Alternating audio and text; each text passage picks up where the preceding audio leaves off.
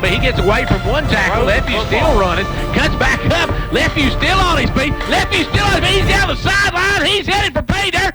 Touchdown, Dragons!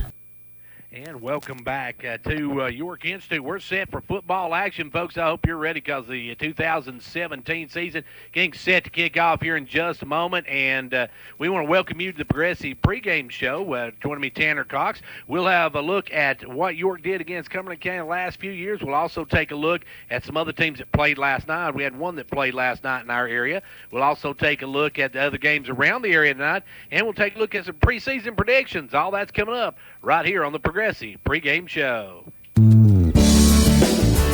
It's football time on the mountain. At Progressive Savings Bank, we know running your small business is a lot like coaching a team.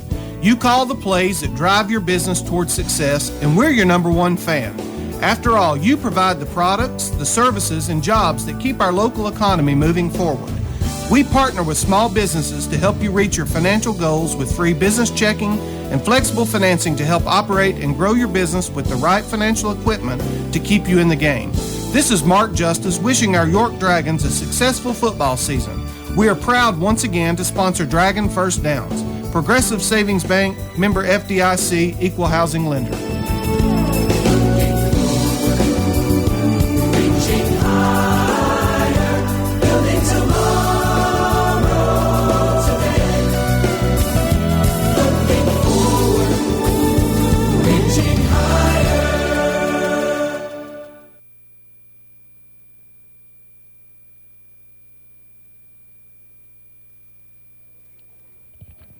And back here, we're getting set for football action.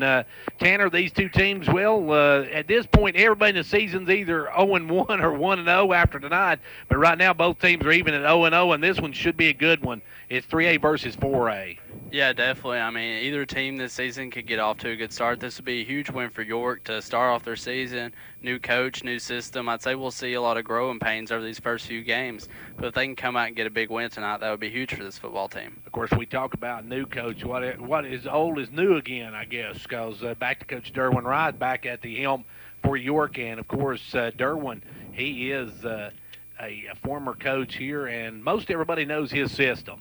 Yeah, definitely. He runs a wing tee offense, a lot different than Coach Sambers ran the past 2 years. And big part of that is we have a new quarterback, too. Mason Cravens graduated last year. Landry Cluffy will be taking the helm at quarterback, and I think we're all very excited to see what he has to offer. Now, York last year went 5-6 on the season. Cumberland County went 1-9, but that's really not any indication. You never know what that new team's got when they start a season. Yeah, you never do. You can never underestimate a team coming into a new season because you don't know how much their players have grown over the off season, and you have to look at your own players too and just hope that your coaching staff has your players prepared. And, of course, the last time these two teams played was back in 2014. York won that one at 27-6. York actually 7-1 in the last 8 meetings against Cumberland County, and they've won their last 4 in a row. Cumberland County's last win was 2010 when they hammered York 41-14. Now, York's average winning by 17.5 points. But like I said, that is really it's not any indication what you can expect because, quite frankly, York hasn't played Cumberland County in the last 2 or 3 years. Yeah, they haven't. And like I said already, York's coming in with a whole new offense, and that's a really big deal to go from a spread what Coach Sambers running to go to a wing tee what Coach Wright's going to be running. It's a big difference, and so I think the offense is the most intriguing part of this game tonight for York. And as we said, the last time these two teams played was 2014, so it's been a few years since they played each other. They're different sizes as far as school, as far as triple A versus quadruple A, I guess you would say. And so that's the only big difference is the size of schools. Cumberland County a little bit bigger than York, but when you look at basketball, they're actually Cumberland County's moving down to double A, so they're going to be in York's region. So there's not a whole lot of difference as far as school size as well. No, there's really not. If you look at their teams, they look to be about the same size. Cumberland County might have a few more players and a little more depth, and that may come into play as the game goes on. But if Coach Wright has these boys conditioned and ready, I don't think it'll be that big of a factor tonight. We're getting set for the opening ceremonies. Of course, we can't pick those up from in here because we're kind of in a glass cage. we have no way of picking that up. So these guys coming out, we've got the captains getting ready to come out for the coin toss, and we'll see who wins the coin toss. And that's, That's always a interesting thing with what you want to do, especially the first game of the year. If you win the coin toss, whether you want to kick off or you want to receive. Yeah, personally, I'm the top. I would like to receive and throw your defense out there first because York should have a really good defense this year, and I think you just need to trust your defense to get a stop first and get the ball first in the second half. And also, if you get your kids that are on offense out there on that defensive side of the ball, it gets some of that pregame jitters out of them before they have to handle the football. Yeah, definitely. I think that's a really good point. So we'll see what York does here in just a moment. We're getting ready for our captains to meet in the toss of the coin. And I think we'll have the then after that we will have the national anthem. Let's take a quick timeout and we'll be right back. Cheer this year for all our school teams and activities. Get behind our local schools. Join the parent-teachers group and help improve the quality of education. Sponsor school activities. Go to a ball game, hear a concert, reach higher. Progressive Savings Bank, insured by FDIC. Everything we do, it's true. We do for you.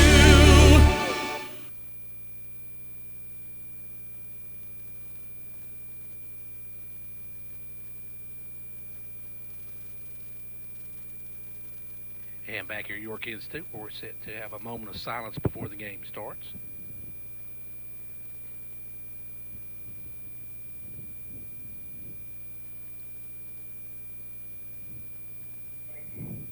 And now we're getting ready for our national anthem, and since we're not going to be able to pick that up, we're going to take a break for this word from Progressive Savings Bank. We'll come back on the other side. We'll take a look at other games that's going to be played around the area. A lot of big games going on that York is some of their opponents going to be playing tonight. Sunbright played last night and had a big win over Sail Creek. Sunbright, of course, the team York annihilated in that jamboree, so we'll see what that does for York. But we're getting set now for the national anthem here at York Institute. So we're going to take another time out, and we'll be right back. When it comes to a state representative, actions speak louder than words is Representative John Mark Wendell's motto. John Mark has been a majority floor leader, a member of the House Transportation, Agriculture, and Natural Resources Committees. Locally, he's been a leader in keeping state funding for York Institute, and if one of his constituents has a concern, then it's John Mark's too. So when it comes to state representatives, I guess actions do speak louder than words.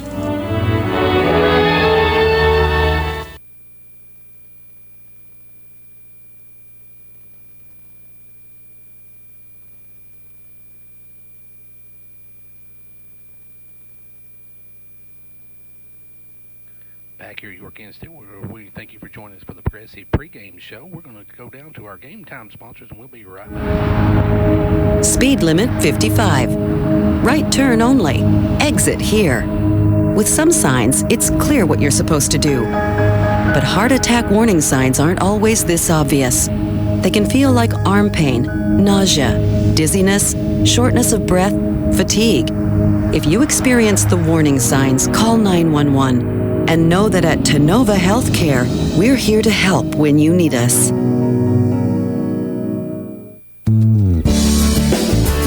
It's football time on the mountain. At Progressive Savings Bank, we know running your small business is a lot like coaching a team. You call the plays that drive your business towards success, and we're your number one fan. After all, you provide the products, the services, and jobs that keep our local economy moving forward. We partner with small businesses to help you reach your financial goals with free business checking and flexible financing to help operate and grow your business with the right financial equipment to keep you in the game. This is Mark Justice wishing our York Dragons a successful football season. We are proud once again to sponsor Dragon First Downs. Progressive Savings Bank, member FDIC, equal housing lender.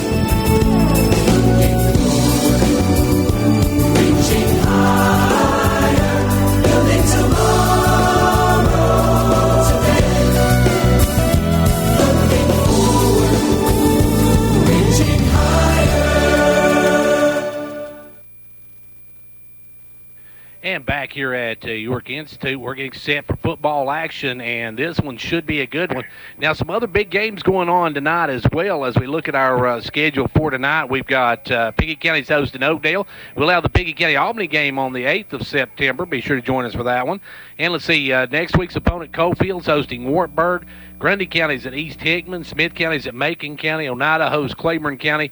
Upperman's at Cookville. Wartburg's at Coalfield. Sequatchie County's at South Pitt. Livingston's at White County. And Cannon County's at RBS. So several teams in action. Not all the teams in action, Tanner, but really it's hard to tell on these first night of action what you've got. I mean, you got to see what you've got once you hit the lights. Yeah, definitely, because when the lights turn on, the players have to perform, coaches have to coach, and we see what these teams are really made of. So we're going to see that here in just a moment as we're waiting on now for the actual coin toss. We'll see who actually wins the coin toss here tonight. As we get set for that, we're waiting still on the coin toss. These officials talking over a lot of stuff before the coin toss. They are. They're talking to them what they're having after dinner and everything, or what they're having after the game and everything else. So you guys know where a good place to eat after the game is? Cumberland County said, yeah, come on over to Cracker Barrel. No, Cracker Barrel is not one of our sponsors, folks. And the opening coin toss, York wins the toss. Let's see what York does with it. York wins it. They're going to kick off, Tanner. That's something we said that we thought they might do. Yeah, definitely. I think this gives York defense a chance to come out on the field first and really show what they're made of, get a stop, and get their offense with the ball without having to actually receive the first kickoff. Well, let's take a quick timeout, and then we'll be back for tonight's game. We're getting ready to get underway, folks. Don't go anywhere. Nothing's more fun than enjoying a summer day watching baseball. From the kids in our Little League programs to our local high school and area college teams, show your support. Go to a game and cheer for your team. The whole community benefits. Upper Cumberland Federal Credit Union, a better way to bank. Federally insured by NCUA. Online at ucfcu.org.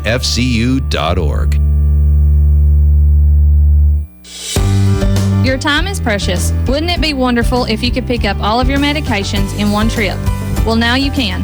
Hi, I'm Crystal Ashburn, and at MetaThrift Pharmacy, where syncing your meds will allow you to make just one trip a month to pick up all of your medications. In addition to greater convenience, patients who sync their meds are 30% more likely to take their medications as prescribed. When you sign up with us to sync your meds at MetaThrift, you'll receive a Sync t-shirt. The program is free, and so is the t-shirt at MetaThrift Pharmacy. Prescription for carrying since 1943. With the hot days of summer well on the way, sky-high utility bills are sure to follow. Call Condition Heating and Cooling today for your precision tune-up and professional cleaning to help you save energy and dollars. Boring Ready to breakfast? replace? No Liven problem. up. We've got you covered with no credit required financing options and hassle-free monthly payments on top-of-the-line Carrier heating and cooling equipment. Carrier, turn to the experts. Beat the heat today. Call Condition Heating and Cooling at 879-5909. All while saving money. Choose Twin Lakes Broadband, HDTV, quality home phone, and security monitoring, and you've got the perfect pack. T insert number C-0026.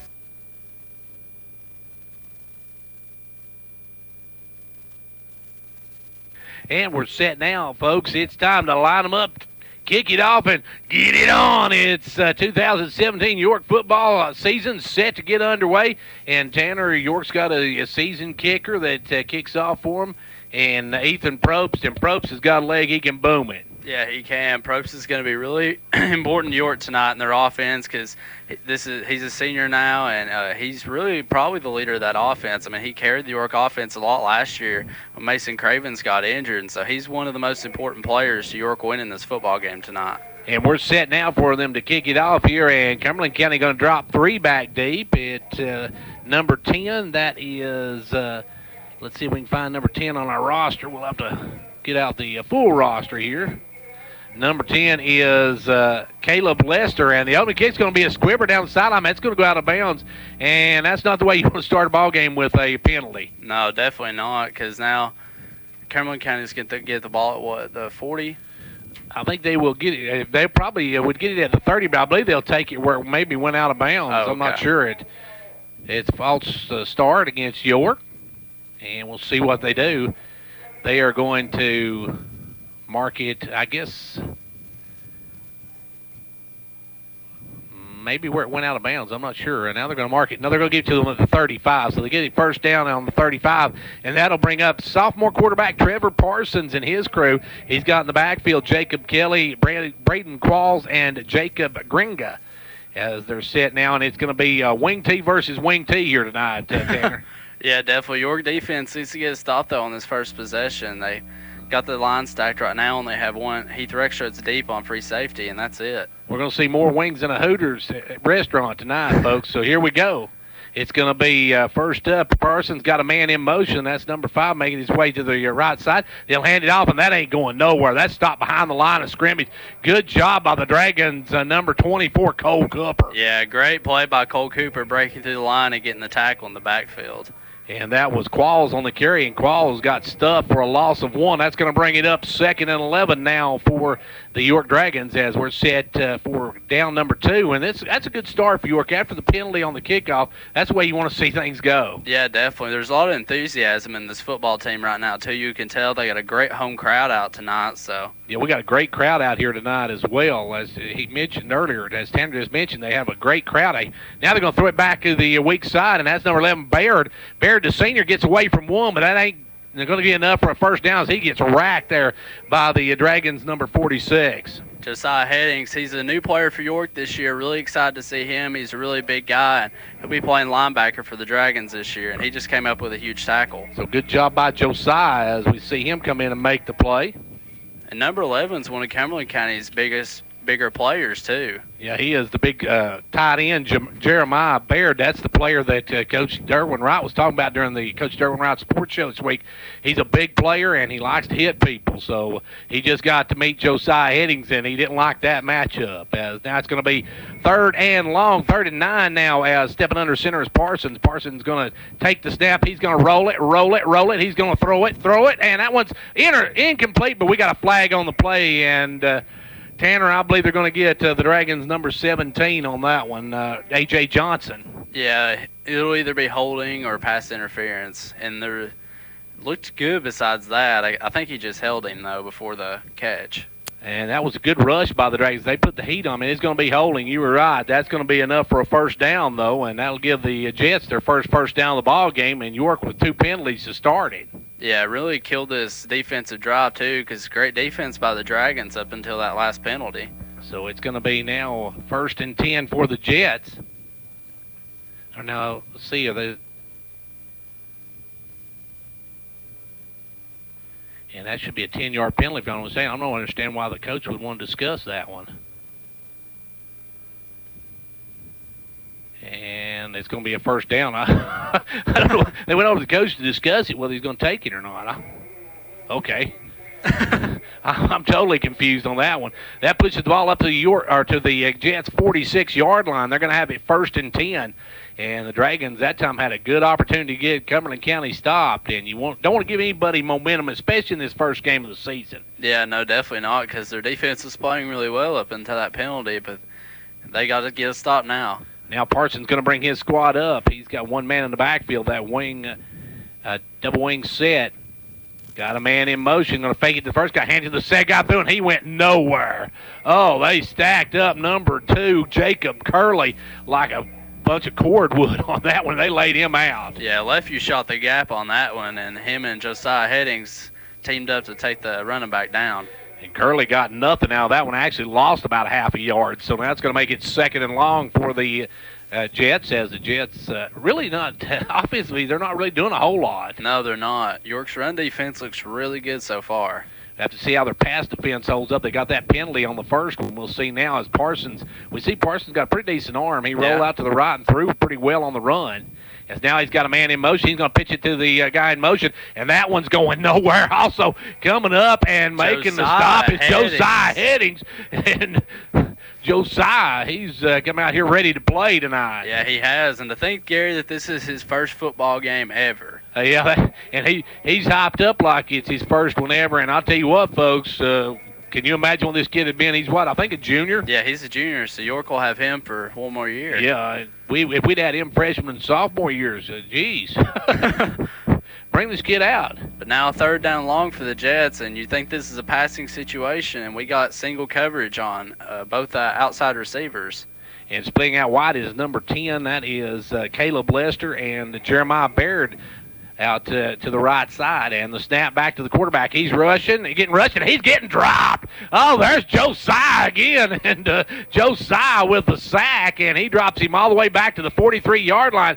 I don't know, if I was Cumberland County's coach, I'd say, hey, guys, you not see number 46 out there? That's 3 tackles and a sack so far on the first drive of the game, Gary. Hey, he's just absolutely dominating this offensive line of Cumberland County. Now we're going to get to see Cumberland County punt it away as Isaac McGee, the sophomore, drops back.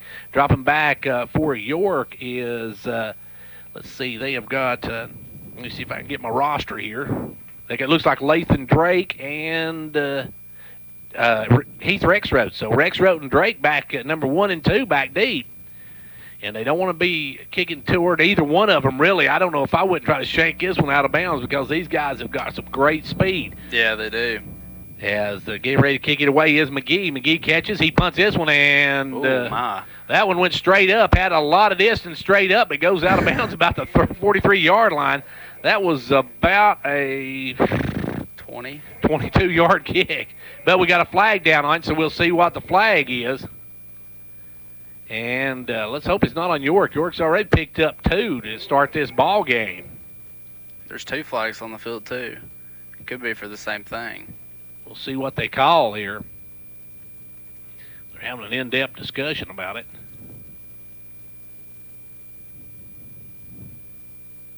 And now we'll see what the call is. And it looks like they're going to back York up. Personal foul, York, and... And so that's not enough, I don't guess, for the first down, but it's going to back York up deep. And that's really tough for York because they had some great field position. Yeah, they did. That's penalties, 3 so far in this game. Coach Wright won't stand for that either. No. let's just say we'll be seeing some dragon killers run on Monday. Definitely. That's going to back them all the way up to the 29-yard line. This is the first chance we get to see York on offense. Back to that double wing back. You've got Probst on the left side. You've got Johnson on the right side, along with Heath Rexroth will be alternating in there. You got Cole Cooper in the backfield. We'll see what York can do. York's built for this kind of offense. Yeah, they are, and I'm interested, too, to see how their offensive line plays. So Bupp will come left view. He's got a man in motion. They're going to give it to Probst. Probst's going to lower his head. Probst breaks one tackle, breaks another. He's free up past the 50, all the way down to the 40-yard line of Cumberland County, and there he is, folks, the man-child. That's what we called him last year, and he's even bigger than he was last year, so we're just going to call him the Beast from this point on. Forget the man-child stuff. This guy's turned into a beast. He has good hole opening by the offensive line, and Probst just burst through, and they could not get him down. So now it's going to be 1st and 10 for Dragons, and they are in Cumberland County territory. As up will come Lefeview under center. Lefeview got Caleb Ben Moshe again. He's going to hand off Caleb right straight ahead, and he runs over a couple of Jets, and those Jets were shot down, and he picks up about 8 on that carry. And Tanner, he's just unstoppable. Yeah, same exact play that they ran the play before, but just another hole, and he just burst right through it once again. Ethan Probst is a beast. And if I'm Cumberland County safety and I see Probst coming to me like the safety together, I think I might fake an ankle injury, folks, and get out of the road because he just got leveled. So that's going to bring up Lefeview. He's under center again, got that double wing. This time Rexroth's in. They're going to hand it off to Rexroth over the left side. He'll bounce outside now, cuts back inside, makes a nifty move, spins all the way up to about the 19, 18-yard line, and that's the difference. You got the banger in Caleb Probst, and then you got the shiftiness of A.J. Johnson and Heath Rexroth we saw right there. Yeah, definitely. That was good running by Rexroth there. And like you said, it's such contrasting styles, and the defense really doesn't know what to expect when you have different players in your backfield like that. And, of course, when they see Probst coming at you, you know you better strap on your chin strap because you're going to get hit. But Rexroth, then you've got to try to catch his shiftiness. As backup will come the Dragons. This time they'll hand off Probst over the right side again. Probst straight up the middle all the way down to the 9-yard line. 1st and goal, Dragons. It looked like he was going to get tackled at the line there, but he just ran right through the defenders. Yeah, Cumberland County trying to use that, what I like to call the matador defense, where you stick your arm out and yellow lay as they go by, as they just ran right through those tackles. And if I'm Cumberland County, I'm thinking right now, did somebody get the number of that truck that just hit me? Yeah. As up now will come Lefeview will be under center. They haven't seen anything from Cooper yet, though. Waiting to see if they get one to Cooper in this drive. Now they got a man in motion. Rexroth's going to bounce to the left side, cuts back inside. He's headed to the pay there, and he's in there for a touchdown, Dragons. Great run by Rexroth, using his shiftiness, like you said. Whether you're competing on the athletic field or working hard in the classroom, remember you have the support of First Volunteer Bank, the bank with personality. We're behind you 100% of the way. Good luck to all the area teams. Play tough and play fair. And remember, when it comes to helping you with your banking needs, we're First Volunteer Bank, the bank with personality. Member FDIC, Equal Housing Lender. And now over and over. It's First Volunteer for you. And back here where the kick is up and the kick is good, and a 9-yard run by Heath Rexroth. York's on the scoreboard, and then Probst tacks on the extra point. It's now a 7-0 York lead, and we still got 6:14 to go in the first. Back to school season is upon us, so start the school year off right by building the perfect entertainment package for your family, all while saving money. Choose Twin Lakes Broadband, HDTV, quality home phone, and security monitoring, and you've got the perfect package to keep everyone connected, laughing, and safe at night. To learn more or to bundle and save, stop by any of our 7 local offices today or visit us online at twlakes.coop. T insert number C-0026. Well, what can you say? York just pretty much put their heads down and ran over Cumberland County on that one, Dan. Yeah, definitely. With the contrasting styles of Probst and Rexroth, I mean, we saw them just run right through the Cumberland County defense. Probst running over people and Rexroth running right by them. I think you said 71, 5 plays in 2 minutes, so yeah, that's efficient. Yeah, that's as good as you get right there. I mean, they had a few first downs, too. I mean, that was a great first offensive possession of the season by the Dragons. You can't ask for any more than that. And the Dragons going to kick off this time with Johan West. Now, West, he's going to put that one deep all the way down to the 10-yard line, and here comes the return. And he gets past the first line, but then tripped up there. Good job that time by the Dragons, number 21 making the stop. That is Cade Brandon. Cade Brandon tripped him up there.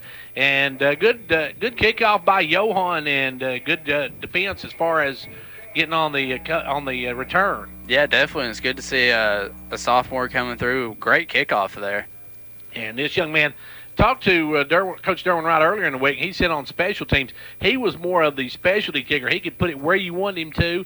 He could put it pretty much anywhere you want to. But Probst had the better leg as far as depth wise. So, of course, after Probst, all that running, he may be too tired to kick.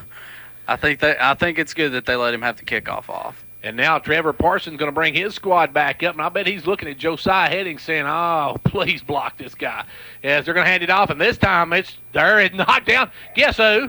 Josiah Heading. Oh, yep, that's right. He was slowed up by the Dragons' number 22, Johan West. And then when he slowed him up, and next thing you know, there's Josiah laying him out.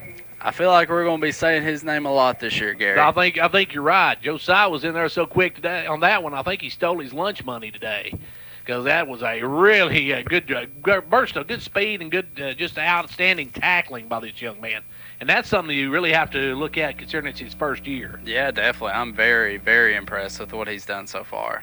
So now up will come Parsons, and he's got a 2nd and 12. Seems like he's looking at that every time. Now he's going to hand it off up the middle. The big fullback gets about 3 back before he's dropped. And good job that time by the Dragons, as coming in and tripping him up was number 77, Thomas Cooper. So I guess they let Josiah have that play off. So now it's going to be 3rd down and long, and Cumberland County, I hope their coaches, well, now they're going to take a timeout. They got an injured player on the field. That's number 54 for the Jets. Let's see who that is. I believe that's 54 I've seen. Yeah. Gabe Silva, the junior left tackle. So while they got a player down, we're going to take a quick timeout, and we'll be back after this telling you York leading at 7-0 with 5:10 to go here in the first. Ventures Farmers Co-op is the place to find hot summer deals. 8 Garden Dust 3-pound bag, $4.99. Permethrin 1% cattle pour-on gallons, $17.99. 2.5 gallons, $39.99. Along with other special buys too hot to mention while supplies last. Shop your local co-op for all your farm, home, lawn, and garden needs. Visit the co-op gift shop for gift giving and home and lawn decorating ideas. Your co-op, the place to shop in Ventures County. it was Silvas went off, and he went off on his own. Tanner, he looked to be fine. He ran off the field, so we got a sub in for him, and we're got back to action, and now it's going to be 3rd and long, something Cumberland County's getting used to. Yeah, your defense playing very well so far in this game. So at halftime, I guess the coach go ahead and say, from now on, we've got 2 plays, and we've got 3rd and long, every hand. But now this one's going to be stopped behind the line of scrimmage as coming in and shooting the gap for the Dragons was number 36. And that's Probst. Probst, Ethan, with the stop there, and he drops him for a loss. And that's going to bring up 4th and 15. And that time, I think the Jets, we got a couple of yards on the one play, but for the most part, it was all negative. Yeah, they're not having any luck so far, and this Dragons defense is just swarming them. And now that's going to bring back out the kicker, which is Isaac McGee. And going back is Rex Road and Drake. And we'll see last time McGee got a boomer and went straight up, though. This time he's got more distance on it. It's going to be taken by Rex Road out of the 40. Rex Road up over the 50. Now to the 40 on the other side. He breaks it down the sideline. Only one man to beat. And he gets tripped up and knocked down by the kicker at the about the 13-yard line. So...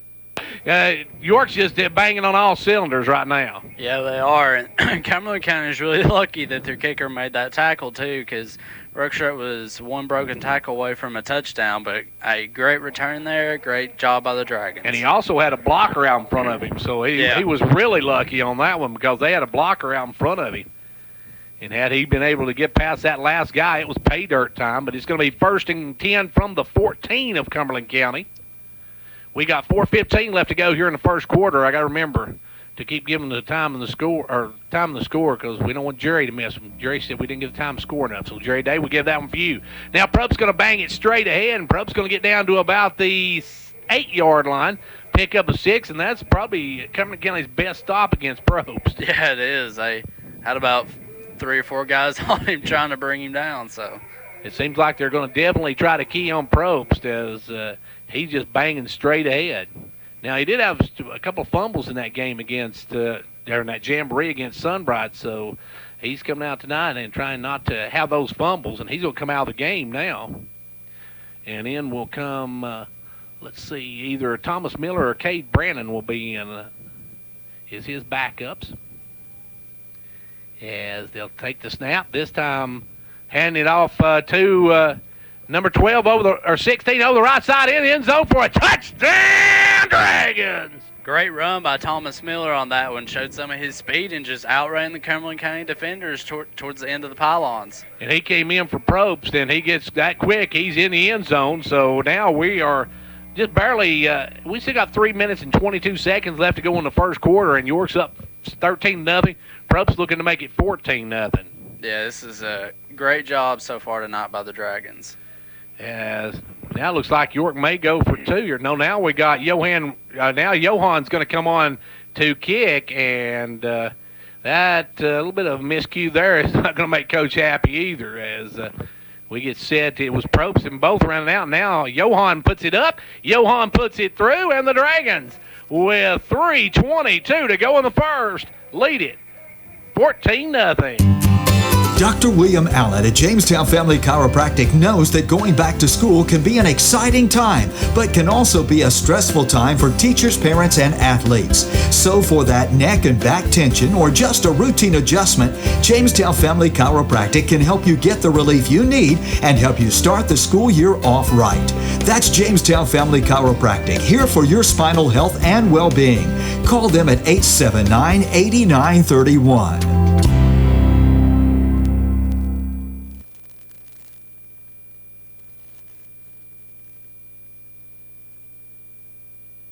And we're back here. That was a quick score for the Dragons. Only took them 53 seconds. They had 2 plays. They went 13 yards, and that was set up by a big punt return by Rex Road. Yeah, I think they said a 35-yard return, great return, and he almost had the touchdown there, but the Dragons got it anyway, and the big sophomore Thomas Miller came up with the touchdown. So it was good to see another youngster in there banging away for York. Now Probst's going to kick off this time, and they've dropped back deep for Cumberland County. It's going to be number 1.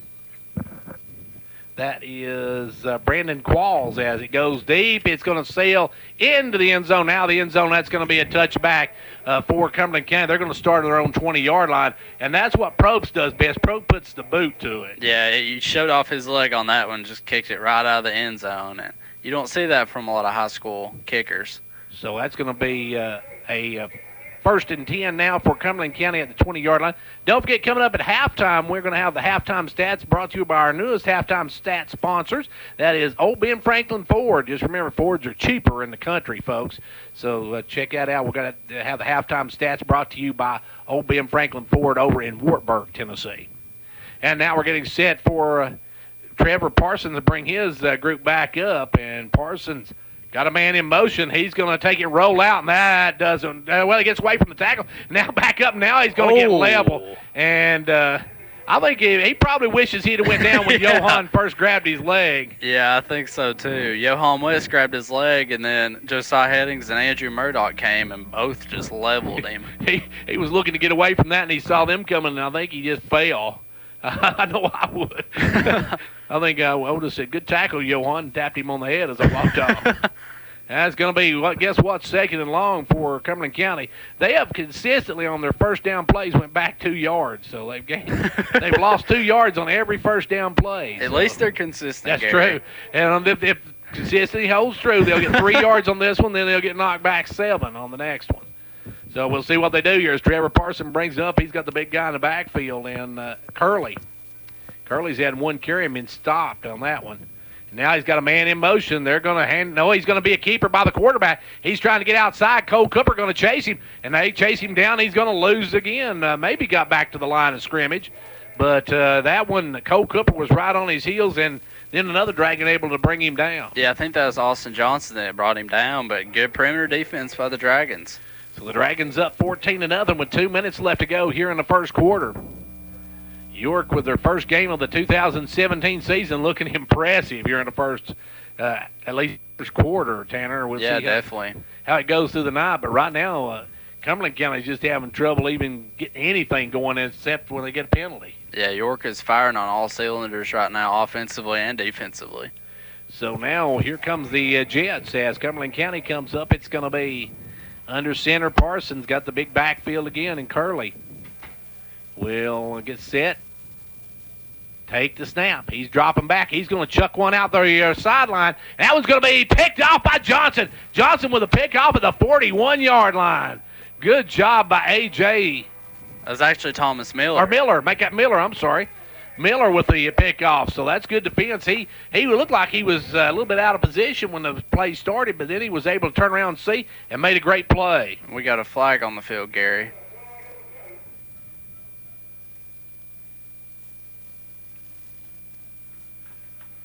Alrighty, as we get the penalty, and that one I believe going against the Dragons again. I think it was another personal foul. And York has been really. That's one dark part of this first quarter is they really struggle as far as the penalty situation. Yeah, definitely, because that's a huge interception by the Dragons, and to get another personal foul call. So York now will be giving the ball back to Cumberland County, and that one's a big personal foul as well. Yeah, definitely. That one's going to give them 15. That's going to get them a first down. So the Jets got 2 first downs, and both of them by personal foul.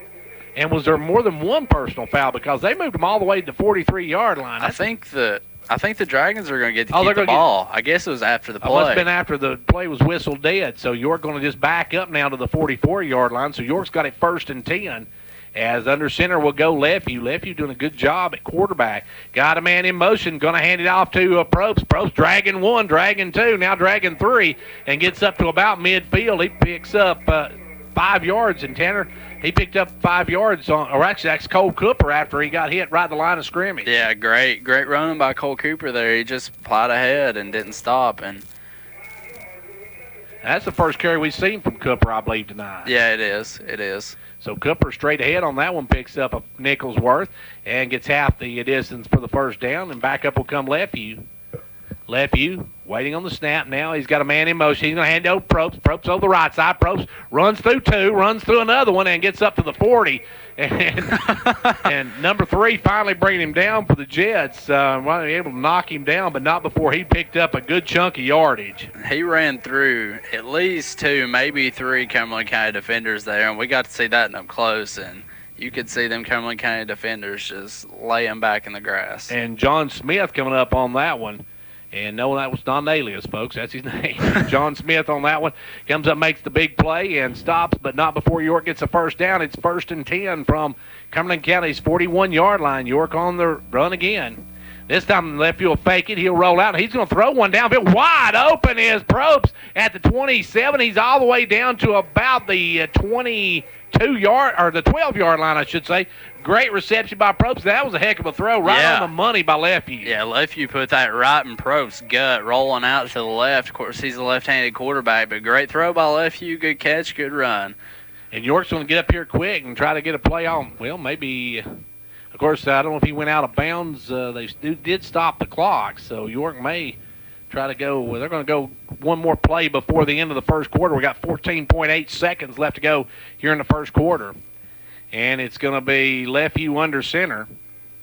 Lefeview hands it off this time, and going into the end zone wide open. Nobody touched Caleb Probst. It's a touchdown, Dragons.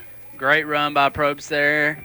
Wide open hole made by the offensive line, and like you said, he was not touched as Ethan Probst got the touchdown. I think Cumberland County's tired of them running over him. They look like, well, wait a minute, he's got the ball. I'm just going to step back and watch this. So it's now going to be 20-0, and we got 8.4 seconds left to go here in quarter number 1. And York now trying to add to it as Probst gets the touchdown. We're going to have Johan West in for the extra point. Holding it will be Lathan Drake. Drake, the backup quarterback. So Drake going to step and take the snap, put it down, and West's going to drill it right down the middle. We've got 8.4 seconds to go in the first, and it's 21-0.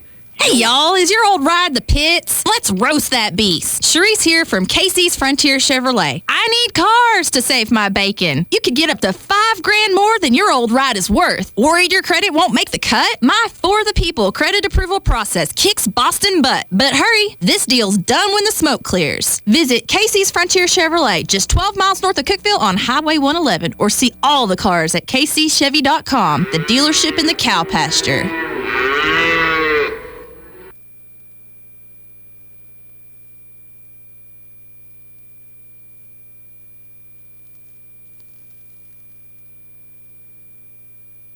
4 plays, 56 yards, and another touchdown for York, the 12-yard run by Probst. And that was another quick one, Tanner. Yeah, it was. The Dragons are firing on all cylinders tonight, offense and defense. And if you take the penalties out of this game, I don't know if Cumberland County would even have a first down. I don't think they would. I don't think they would have much over about 10 yards gained, as much as they've lost in as far as first down plays. And Johan West going to kick it away now with 8.4 seconds. We're almost the end of the first quarter, and West going to pound this one, and he's going to hit this one to the right side, right down about the third. But that's as far as they're going to get. Gets to the 24-yard line on the return, and that was number 10, Caleb Lester on the return. And we've got 1.1 second left to go here in this first half. And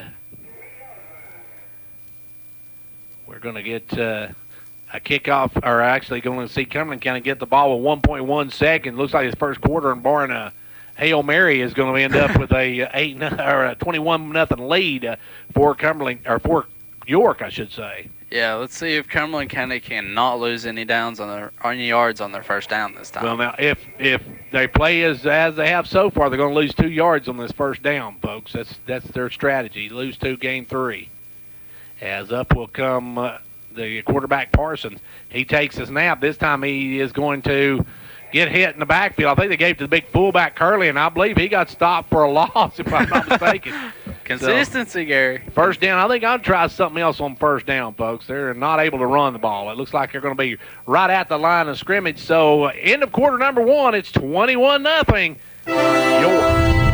As a former educator and now York County executive, J. Michael Cross is a proud sponsor of the York and Clark Range sports programs. His passion for the betterment of Fentress County, his vision and determination are all evident in his life. He has plans to see the people of Fentress County prosper by making wise use of every available resource. And J. Michael Cross has the wisdom to keep his ear tuned to the needs of the people.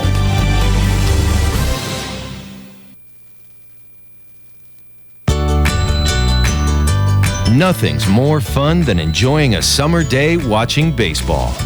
From the kids in our Little League programs to our local high school and area college teams, show your support. Go to a game and cheer for your team. The whole community benefits. Upper Cumberland Federal Credit Union, a better way to bank. Federally insured by NCUA. Online at ucfcu.org.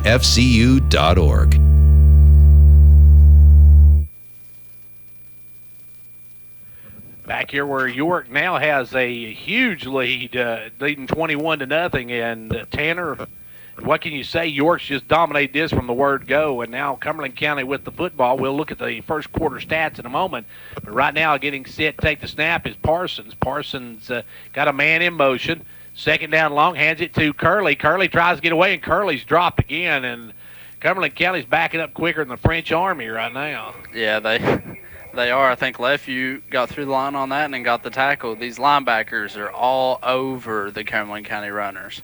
And Cumberland County now's got a third down and looks like a 13 for the first down. And York's. Oh, go ahead, Tanner. York's defense was led in the first quarter by Josiah Headings, of course. He had 7 tackles and a sack and a tackle for loss. So Cumberland County had 11 yards in that first quarter rushing the ball, and York had 112. Quite a bit of difference. Now it's third down and about a baker's dozen for Cumberland County. They're going to throw out the little screen pass, and that's not going anywhere. That's going to be knocked down right about the 20-yard line. So they got back to the line of scrimmage, Tanner, and New York wasn't fooled by that at all. No, they weren't. Austin Johnson made a really good individual tackle, but even if he'd have missed, there were 2 or 3 other Dragons that were ready to take the runner down. Ethan Probst averaging 12.7 yards a carry in this game. He has already 76 yards and 1 touchdown. So the Beast has got the Dragons rolling. Yeah, definitely. And Cumberland County's going to be punting here, and I wouldn't be surprised to see them just punt it out of bounds after the last return by Rexrow, 35 yards, I think. Well, the first punt was definitely ineffective as it went straight up in the air and came right back down to he got like a 23-yarder on that one. So he's probably going to try something a little different anyway, but we'll see what he does here, as it's going to be punting it away for Cumberland County will be McGee, and McGee's getting a lot of practice for this first game, and now it looks like Cumberland County's going to have to take a timeout. They didn't get out there in time, so they'll take a timeout. We'll take this break with 10:15 left to go in the half. It's a 21-0. At Meta Pharmacy, most of our prescriptions are picked up in the store or at our convenient drive-thru. Hello, I'm Rayla Vaughn, and if you're not able to get to the pharmacy, it would be our pleasure to provide free delivery directly to your home or business. If you can't make it to us, we'll come to you. It's just one more way to provide you with the best service possible at Meta Pharmacy, 346 West Central Avenue.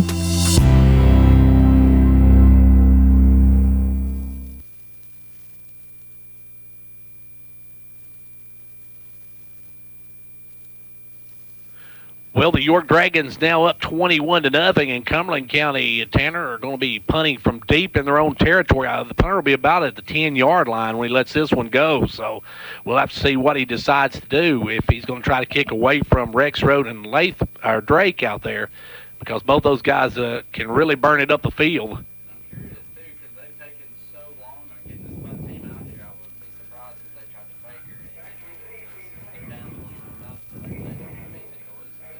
You know, they need something to get a little momentum going their way. So far, they've had no momentum at all, other than a couple of penalties got them first downs. And now back will go the kicker, McGee.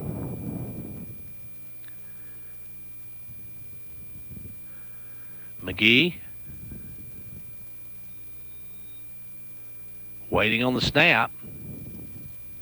Snap back will get the punt off, and that one's going to be a good one this time. It's going to get some good hang, and it's going to take a Cumberland County bounce and rolls all the way to the 37-yard line. That was one maybe York should have come up on.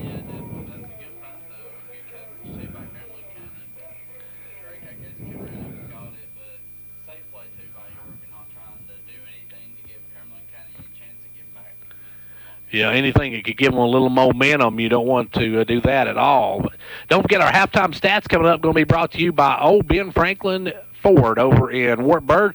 Fords are cheaper in the country, folks, so stick around for that. We've also got a lot of stuff coming up. We're hopefully going to have a special guest at halftime. One of the coaches from either the Bulldogs or the Crush going to come up for a halftime interview, as it's going to be Lefeview under center. Leftview's got Probst in motion. He'll roll out. He's still rolling. Now he's going to tuck and run, and nobody out in front of him. He's going to make a move at the 40. He's down the sideline to the 30, to the 22, to the 20-yard line before he's knocked out of bounds. But we got a rag on the field, and that's usually in the area of holding.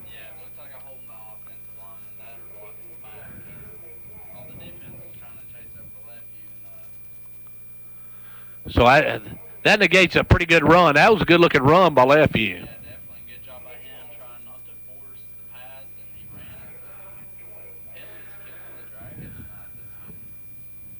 This one thing they're definitely going to have to shore up before they play Coalfield next week. Yeah, folks, don't underestimate Coalfield. Coalfield's coming in. They are a single-A team, but they were a single-A state finalist last year. That team's coming in, and the Yellow Jackets have what you would call a very good tradition.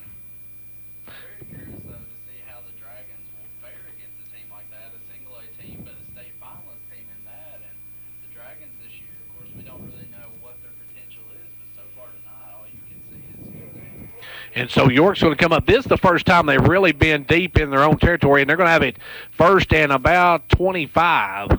So they got to go to about the Pine Haven to get this first down, as they'll have Probst in the backfield. Or not Probst in the backfield, but Cooper in the backfield. Lefeview under center. Leftview's got Probst in motion. Probst's going to get the football. He's behind a couple blockers. This time he's drugged down from behind after he picks up about 5 on the carry. So that's still going to make it second and very long for the Dragons.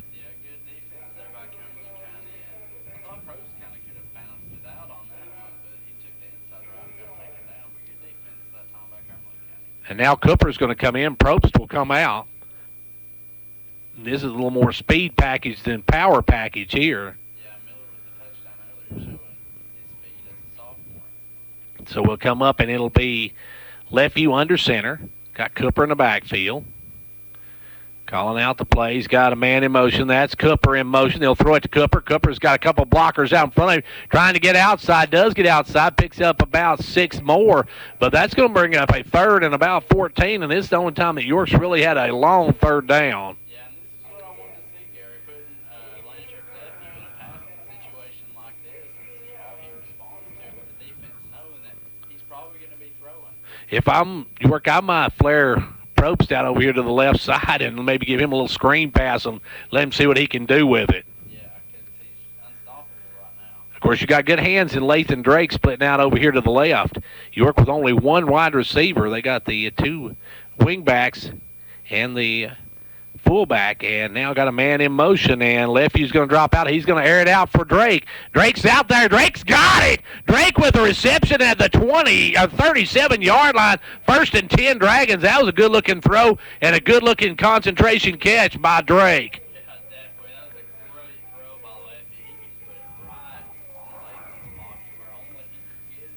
The defense he didn't even get turned around on the pass. It was a great catch and throw by the Dragons. So now York's got a 1st and 10. They got out. That was a pretty good play when you got a 3rd down and 14.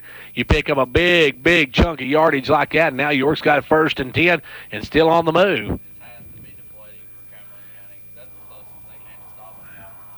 And now on the handoff, it's going to be, this time it's going to be Johnson, and Johnson stacked right up.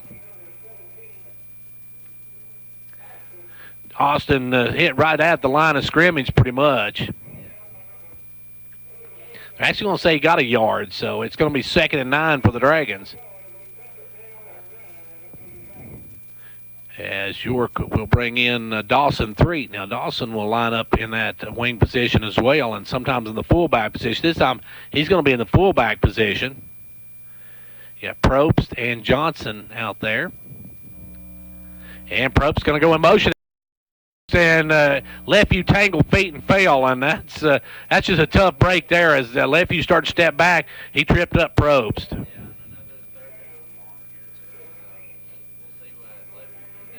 Now, if you're Coach Derwin Wright, if you're at this position, it's probably a two-down situation. So it's just you're kind of at no man's land right now. So we'll see what York gets on this third down to see what they need on fourth down. But now they're back to their original line of scrimmage as they lost a yard on that one. So Lefevue will come up. He's got Probst on the left, Rexroad on the right, and Probst is in motion now. A fake, and Lefevue's going right up the middle, and Lefevue breaks a couple of tackles. He's going to be very close to another first down.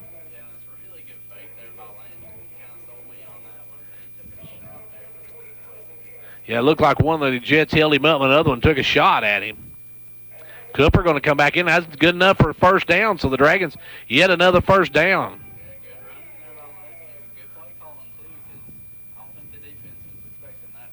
I don't think so either, as that one was a good – well, actually, it faked me out. It looked like he was actually going to pitch the ball, and Probst was a little too far for him to pitch it, so he just took it himself. And if so, that was a good broken play run there. As now back up will come Lefevue. He's got Probst in motion. I think one of the York players may have jumped, but now going up the middle, Rexroad jumps over one, still on his feet, and Rexroad gets up to the about the 15-yard line, and looked like he's going to be stopped, but he just kind of leaped over that first player.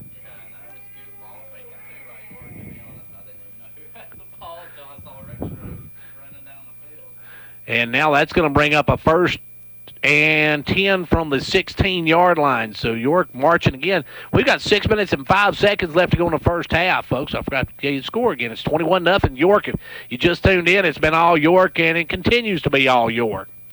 Lefevue comes up. He'll hand it up to Cooper. Cooper straight ahead, bangs it to the 10. And Cooper was just about a step away from being at the house.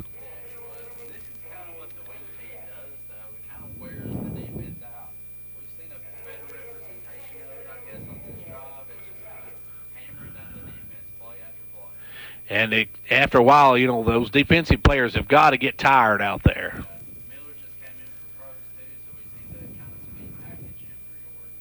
As now up will come Lefevue. Lefevue under center. Takes the snap, hands it off to Cooper. Right side, Cooper cuts back inside. Did he get there? Touchdown, Dragons!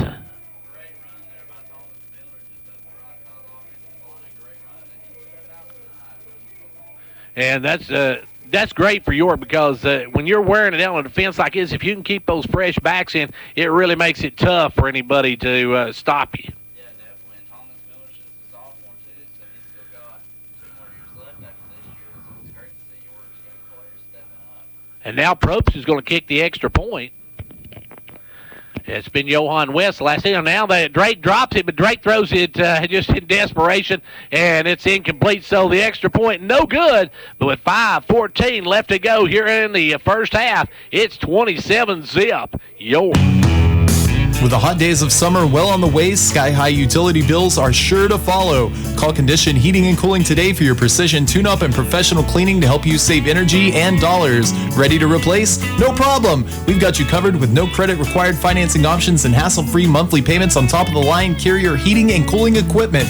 Carrier, turn to the experts. Beat the heat today. Call Condition Heating and Cooling at 879-5909. Condition Heating and Cooling.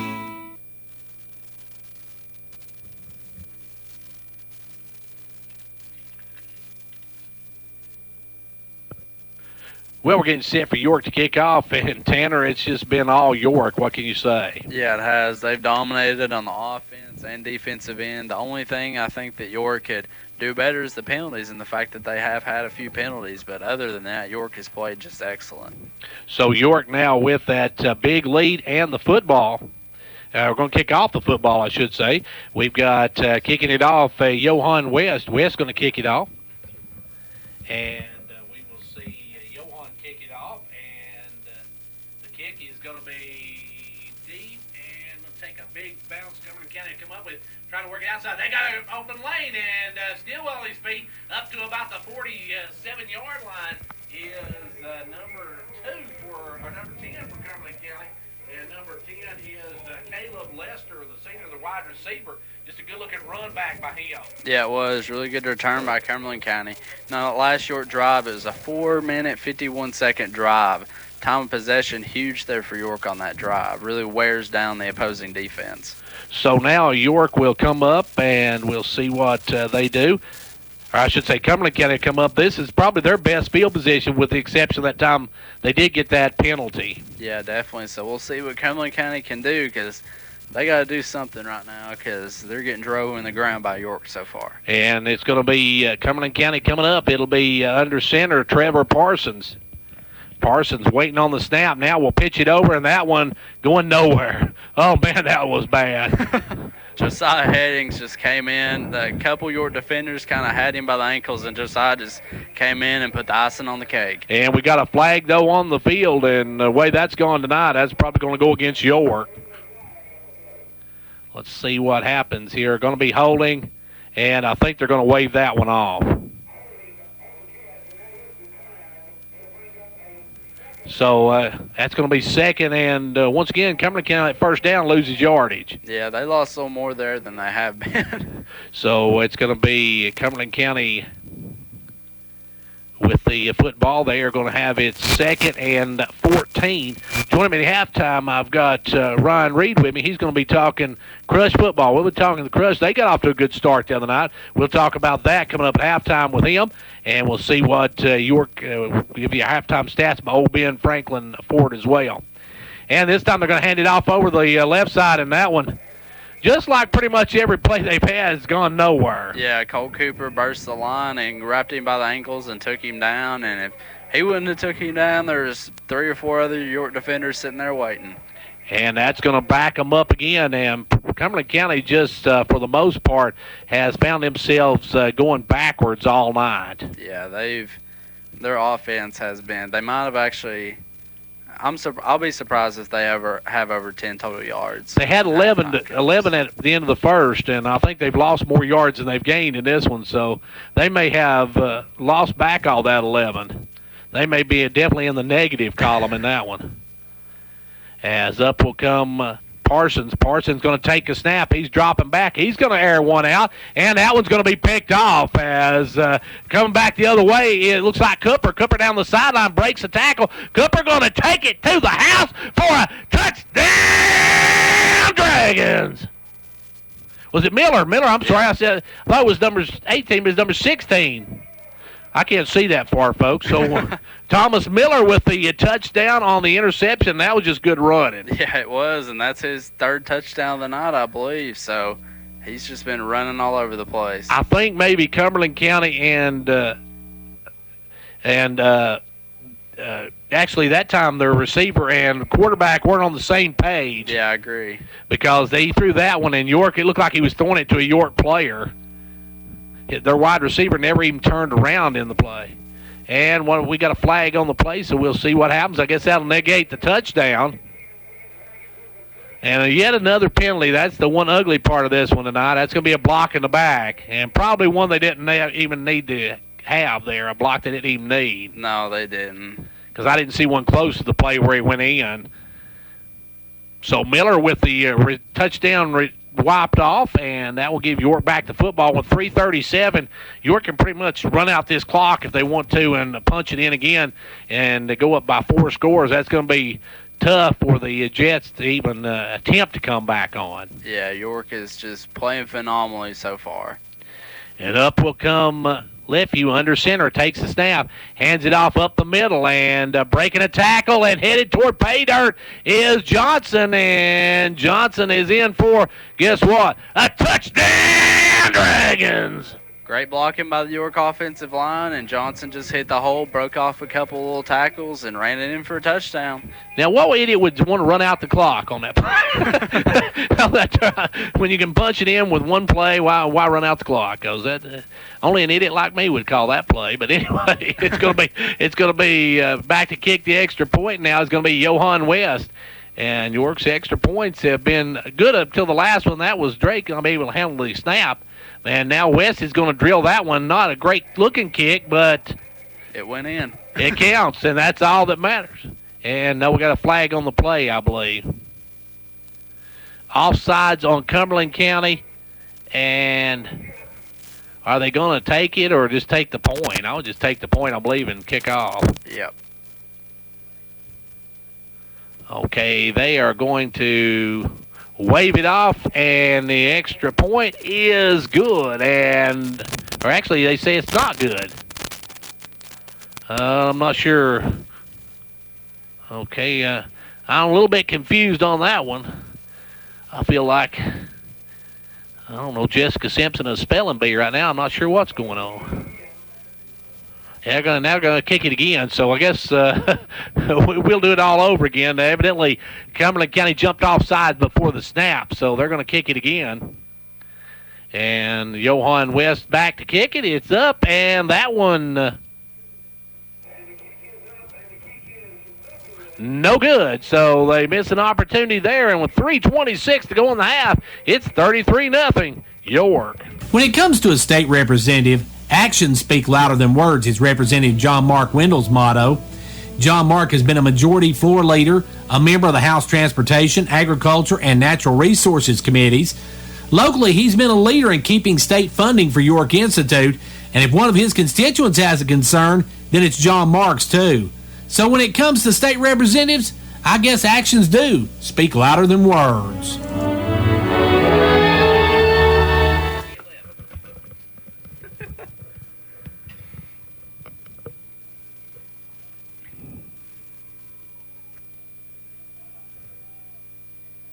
Well, back here, we're getting set to kick it off, and that was one play, 37 yards, 11 seconds. So, and some guy in the press box actually said they should run the clock out. Now, Tanner, you shouldn't say those things. Oh, yeah, Gary.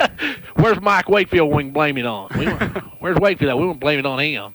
And the kickoff's going to be, this time, going to be up the right side, and that's going to be taken by number 10, I believe, again. And he's going to bring it out, and he gets hit and dropped right about the 24-yard line. And that on the return was Caleb Lester again. That time York adjusted well and was able to knock him down. Yeah, they just kind of swarmed him, and he started to kind of loop around, but York was able to get behind him and take him down. I'm still having trouble figuring out this new equipment. Folks, if you're wondering why it sounds funny tonight, because I'm trying to figure out this new equipment. I have no clue. Giving it her best. That's why you don't send an idiot to do somebody's job. When you're like me and have the IQ of Jessica Simpson, then you should not be running this kind of computer stuff. But anyway, here we go. York with the York now on defense as Cumberland County's Trevor Parson brings his unit back up. He's going to get under center, take snap. He's going to throw it out quickly to number 1, and he's got the sideline. He'll get about 3 yards, and for once, Cumberland County on first down didn't lose 2 or 3 yards. Yeah, they're breaking their consistency, though, Gary. That's true. Actually getting some yards. They might get on the plus side before this half's over. And that's going to bring up second down and about 6. So 2nd and 6 now for the Jets. And York just dominating pretty much in every aspect of this ball game except for the penalties. Yeah, they really are. I mean, their defense has been solid all over, pass, run, inside run, perimeter running. I mean, they're playing as well as they could besides the penalties. And now back up will come Cumberland County's Trevor Parsons. Parsons with 2:25 left to go. Takes a snap, hands off up the middle. No, they're going to take it outside, mounts outside, and there would maybe the first actual first down they've gained on the night. It looks like a number 1 got up to about the line to get the first down. Braden Qualls on the carry. That's going to make it Going to make it 1st and 10 for the Jets, and seeing a little live from the Jets. And York getting some of the younger players in already in the game. We see some new numbers out there. Yeah, if I was York, I don't know. We're seeing number 88 out there. That's Murdoch. I guess he's been starter, though. He's a starter for York, and we just haven't called his name much. But now we got a whistle. And timeout called by York. Timeout on the field. We got 2:02 left to go here in the first half. It's 33-0 York. Whether you're competing on the athletic field or working hard in the classroom, remember you have the support of First Volunteer Bank, the bank with personality. We're behind you 100% of the way. Good luck to all the area teams. Play tough and play fair. And remember, when it comes to helping you with your banking needs, we're First Volunteer Bank, the bank with personality. Member FDIC, equal housing lender. And now over and over. It's First Volunteer for you. Well, it looks like York took the timeout. Coach Derwin Wright seen something he didn't like out there. Yeah, I guess. Not wanting to forfeit any points before halftime, but Coach Wright's still coaching like this. Even when this far ahead, it shows that York only wants to get better. They don't want to give up anything. Yeah, and the one thing that they'll have to shore up on is those turnovers. They've got a lot of not turnovers, but penalties in this first half. And other than that, it's been a stellar performance by York. Parsons with a 1st and 10 now, and we're down to 2 minutes left to go here in the first half. He's going to pitch it out to the left side, cut back in, and gets up to the 40 is the quarterback, Parsons on the keeper. And Cooper on the stop, and that's going to make it 2nd and 5. So a couple of Cumberland County actually getting some yardage now, starting to pick up some yardage late in this first half. Yeah, they are. They've got 90 seconds to get it to the end zone or get some points on the board. And now rolling out, they'll throw it over to the right side, and that's going to be another first down as he gets up to the 49-yard line before he's brought down from behind. Cumberland County kind of starting to find a little groove here. Cumberland County actually getting some yardage, so we'll see what they can do with it as they get some yardage. And now you're going to try to stop them as Cumberland County with a $1:26 left to go. He did get out of bounds, so that stopped the clock. Now Parsons, and now we've got a stoppage by the officials. And we got a timeout called by York. Timeout on the field. We've got a $1:24 left to go in the first half. It's 33-0 York. It's time to get out and support our local teams. Hall Family Pharmacy has all the gear you need to cheer on your favorite team. Our Jamestown store has the purple and yellow for York, and our Clark Range store is stocked up with the blue and gold for Clark Range. Oh yeah, there's plenty of orange from Volunteer Traditions and Give Her 6 at both locations to cheer on the Vols. We are proud of our sports families at each school. It's fun and healthy to take pride in our state and our community, and we have all the equipment you need to look good and have a good time. Hall Family Pharmacy. Our family, your health. Well, back here, we're getting set to get back underway now, and it's going to be a 1st and 10 for the Jets. The Jets starting to pick up some yardage, though, now, Tanner. Yeah, they are, and you can see that Coach Wright doesn't want to give them anything, and that's what you got to do if you're York. You just got to be relentless in your coaching. You can't give up and let them get some on the board before halftime. So now we'll see York come up with Parsons under center. Parsons with 3 men split out wide to the right. He's going to roll to his right, and he's going to try throwing. He's going to be dropped. He is going to be dropped all the way back to the 40-yard line. And the football may have come loose. I'm not sure. And they say York got it, so it's a fumble by Parsons, and there's our first turnover of the ball game. Great sack there by Dawson 3 to just get back there, rip the football from the quarterback, and get the big sack and force fumble. Well, I said it's the first turnover. Actually, it's the first fumble of the ball game. We had a couple of interceptions, but York now with the ball and a $1:17 to go. If you're up 33-0, do you go for the throat? I don't know, Gary. Should we run the clock out? No, you don't ask me.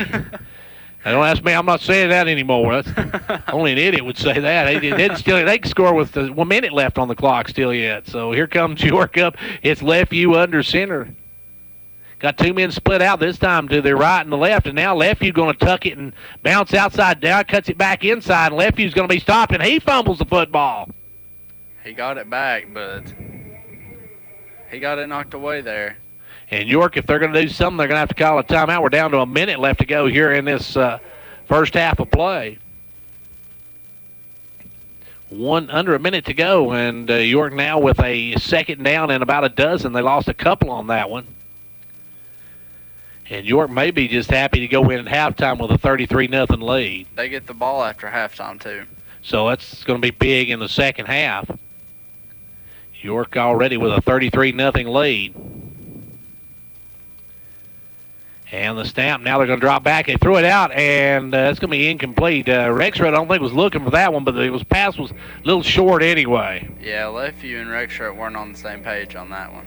27.6 seconds to go here in the first half. And it will be now, let's see, it'll be third down and about a dozen. York in complete control this one. Cumberland County started to move the football on that last drive. Yeah, but York's defense forced the turnover, and now York's got the ball back. And York now needs a play here to run this clock at least out. They're going to take the snap. Leftview's going to drop back. Leftview's going to chuck one down there. He's got Drake out there. Drake's trying to adjust, and it's going to be incomplete. He tried to adjust at about the 2-yard line and come back inside the defender, but just couldn't get to it. Yeah, a little underthrown there by Lefeview, but that's a long throw anyway. But like you said, Drake just couldn't come back to it in time. And so now with 21.6 seconds, it's fourth down, and it looks like you're going to go for it from their own 40, or from Cumberland County's 40, I should say. As York with a fourth and a dozen to go. And Cumberland County trying to get their first stop against York. It'll be now in motion. They'll fake it to Johnson, drop him back. Lefeview still looking. He's going to throw one deep as he got a guy out there. He does. Oh, just broke it up at the last second as the Probst looked like he had that one. Yeah, he did. That was an incredible throw by Lefeview to throw it that far down the field right to the back of the end zone. But good hands there by the Cumberland County defender to knock that away. And I think that was number 10, Lester, if I'm not mistaken. Lester got back there and just batted it away at the last second. And now with 13.1 seconds, Cumberland County's got the football at their own 40, and we'll see what they decide to do. I'm sure York's going to drop somebody back to play a little center field back here as York. Looks like we got Rexroth back in coverage. So it'll be now a first and 10 with 13 seconds left to go here in the first half. We're almost halftime. Don't forget, coming up at halftime, we are going to have the halftime stats brought to you by Old Ben Franklin Ford in Wartburg. Ford's cheaper in the country. We'll have them coming up at halftime. Well, also at halftime, we'll talk with Ryan Reed about the Fitchers County Crush junior high football team. They got off to a big start. They put a beat down on Smith County. We'll talk about that and look at what's ahead for them as well coming up here at the half. Right now, though, it's under center goes Parsons. Parsons going to drop back. He's going to chuck one out, and that one fell short, and Rexroth running stride for stride, or actually Drake running stride for stride. Had he been able to turn around quicker, he might have been able to pick that one off. Yeah, and Rexroth was coming across for safety help, and he almost got the interception too, so your defenders almost got the interception on that one, but nonetheless, good pass defense there by York. Parsons now going to see himself in a 2nd and 10, but he's only got 6.5 seconds. About one more play, barring a penalty in this first half. York, a first half that was dominated by the Dragons. They lead it 33-0. Now, something new this year, of course, York lost one of their district opponents in DeKalb County. So York, with this district now, you win 2 games, you're in the playoffs. So it's a different look for York's district that it's been the last few years. But we got some long road trips ahead of us, folks. We got to go to Grundy County, Cannon County, Sequatchie County. Some long road trips and some great games should be for the entire season coming up. Under center goes Parsons. And we got a penalty against Cumberland County. They took a little too long to do it, so let's tack on 5.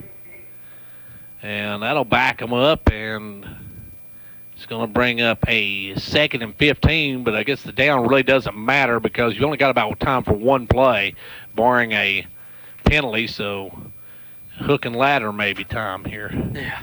As Cumberland County's Parsons goes under center. This time he's going to split out 2 to the right, 2 to the left.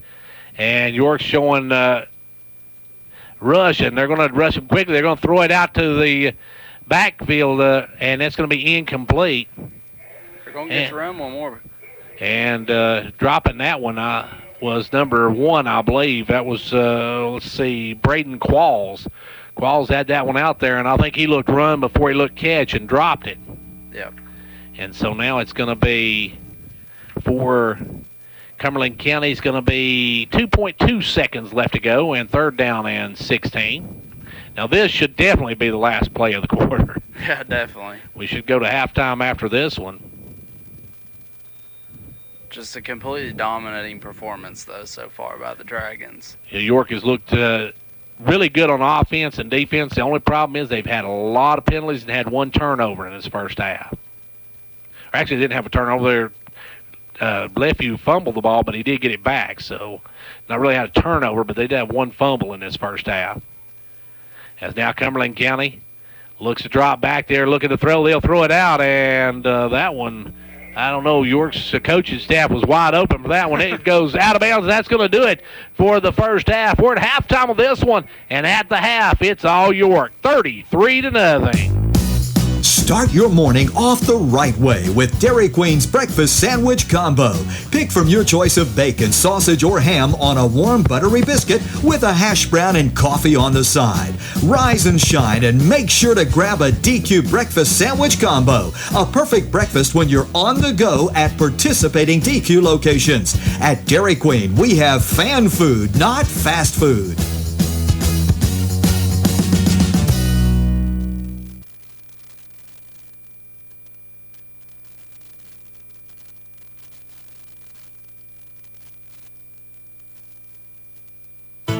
Did you know that with gig broadband speeds, that's 1,000 megabits per second, you can download a 2-hour movie in as little as 8 seconds? And what about downloading your top 100 summer playlist? Get your jam on in 3 seconds.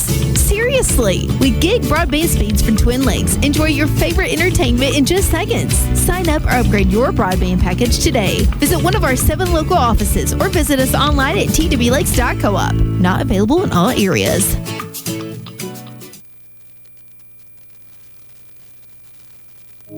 Some signs can make your day easier, like the ones you see on the road. Other signs can help save your life, like the warning signs of a heart attack.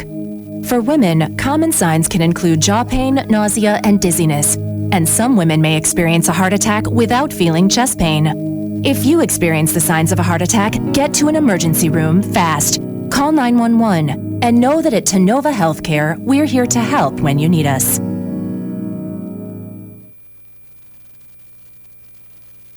Hey y'all, is your old ride the pits? Let's roast that beast. Sharice here from Casey's Frontier Chevrolet. I need cars to save my bacon. You could get up to $5,000 more than your old ride is worth. Worried your credit won't make the cut? My For the People credit approval process kicks Boston butt.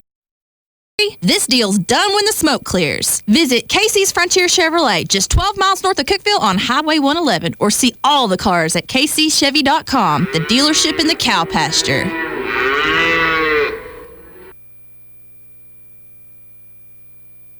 And back here at halftime where we have got let me get my headset, a dominating first half done by York Institute. Joining me now, though, I've got Ryan Reed, and Ryan is the head coach of the Fentress County Crush. And Ryan, last week I think it was, you guys went down to Smith County and you opened up the season pretty much with a beat down like this of Smith County. We did, Gary. We went down to Smith County last Tuesday, and we come out opening kickoff. We was on kickoff return, took one back for a touchdown, opening kickoff, and pretty much set the tempo of the game. And our kids got a little excited and lost their composure a little bit and give up a touchdown on the very next possession. They beat us around the edge and scored on us. But after that, we settled down and shut up the game. And we scored every time we had the ball, and held the ball for the entire second quarter. So we pretty much just kept the game in our control. Now, Ryan, you were able to beat them pretty handily. Take a look at your team as far as your lineup, and give us a look at some of your players, your standouts. We've got Adam Reed and Dalton Barger. They're taking care of the quarterback position, and Dalton's also one of my wing backs. I'm running the very same offense that Derwin runs, and Dalton does a good job at wing back. I moved him to wing back. He wasn't my quarterback, and I moved him to wing back because we just want a little bit more speed and a little bit more athleticism to get to the edge. And also got Caden Stover at a wing back. Does a really good job for me. Dawson Threet and Ben Hall, they run the fullback position for me. Just strong, hard-nosed kids. Offensive line, I've only got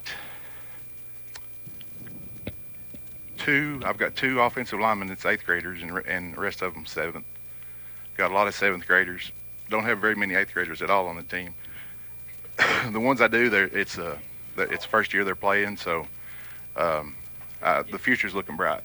Coach, you got some big games coming up. You got Birchfield, I think, on Monday. You got 2 games next week? We do, and that's kind of out of the ordinary. But we was off this entire week, and I was looking for an out-of-conference game. They leave a schedule open for me for an out-of-conference game, and I just couldn't find one. I called everyone. Everyone was already scheduled. Finally got a hold of Birchfield. Well, Birchfield's not allowed to even play a game until Monday night. So they was willing to come over here, and so I went ahead and scheduled them. It's a little out of the ordinary, but like I told the kids, I said, that every kid dreams of a Monday night game, Monday night football. I said, so I'm making your dreams come true. That's a good point. They're all getting to play on Monday night, and you guys, you got a good season ahead of you. I mean, you got some tough games ahead of you. Who's your biggest opponents going down the stretch, you think? From what I've gathered, right now it looks like, of course, Livingston. They're matched up pretty well with us. I mean, we don't have one outstanding kid. We've got 11. And that's the way they are. They've got 11 good solid athletes, and also Stone's going to be a good competition for us. And of course, we're not looking over any of them. We're going to take them week at a time, and just we start every week. I tell we start every week 0-0. So we go back to work. Well, Coach, we want to thank you for joining us. Congratulations on that opening season win. Looking forward to seeing a lot of them this year as the Crush. You mentioned young team, and this looks like it's going to be a big physical team as well. It is, and that's what I want to do. I want to run the same offense that the high school runs because these are the kids that's coming up, and they're going to step into high school running the same offense, same defense. But Gary, I appreciate you having me, and I just want to take the time and just encourage everyone to come out and support the middle school program. And 2 games Monday night. I know it's fair week, but I just ask everyone to come out and support us. Well, anybody that doesn't like beauty pageants, come on out and watch some football, right? It's Beauty or the Beast. You can have either one. So come on out Monday night, support the Crush as they're going to roll over Birchfield like they did in Smith County. Hey, we're going to take a time out and get this word from Old Ben Franklin Ford, our halftime stat sponsor. Don't forget, folks, Fords are cheaper in the country. We'll be back in just a moment with our halftime stats. This is Brian Myers, sales manager at Old Ben Franklin Ford. We have 2017 Ford Fiesta starting as low as $10,620. Or take your pick, new Ford Fiesta or the Ford Focus, 0 down, $199 a month. New Ford F-150, 4-wheel drive, $25,990. We have financing available for all customers, rates as low as 0%. Call us or come by. Give us the opportunity to earn your business. That's Old Ben Franklin Ford, Wartburg, Tennessee, 1-877 New Ford. Fords are cheaper out in the country.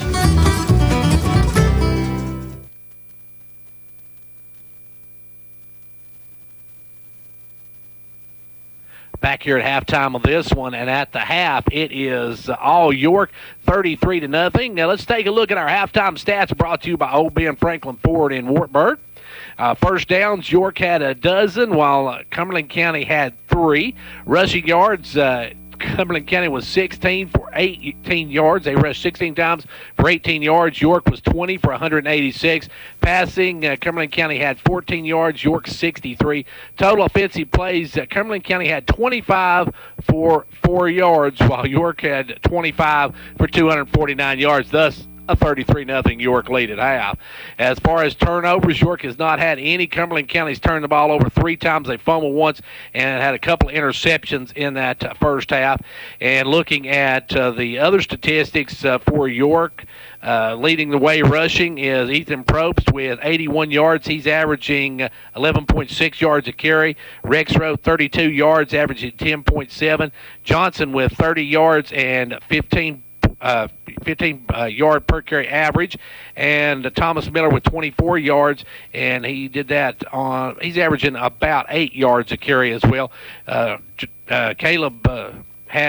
I should say, Ethan Probst has 1 touchdown. Heath 1. You got Austin Johnson with 1 and Thomas Miller with 1. Passing, Lefew's 2 of 5 for 63 yards, no touchdowns. Receiving, Drake's 1 for 34. Probst is 1 for 29. Leading the Jets is Spiels. He has 6 yards rushing. And then you've got Parsons is 4 of 9 and 2 interceptions for a total of 14 yards and no touchdowns. So we're at halftime of this one, and at the half, it is York all over Cumberland County as they lead it by a score of 33-0. We're going to take this time out from Old Ben Franklin Ford, and then we'll be back in a few minutes for the start of the second half. Don't go anywhere. Hello, everyone. I'm Bruce Babb, GM of Old Ben Franklin Ford in Wattsburg, Tennessee.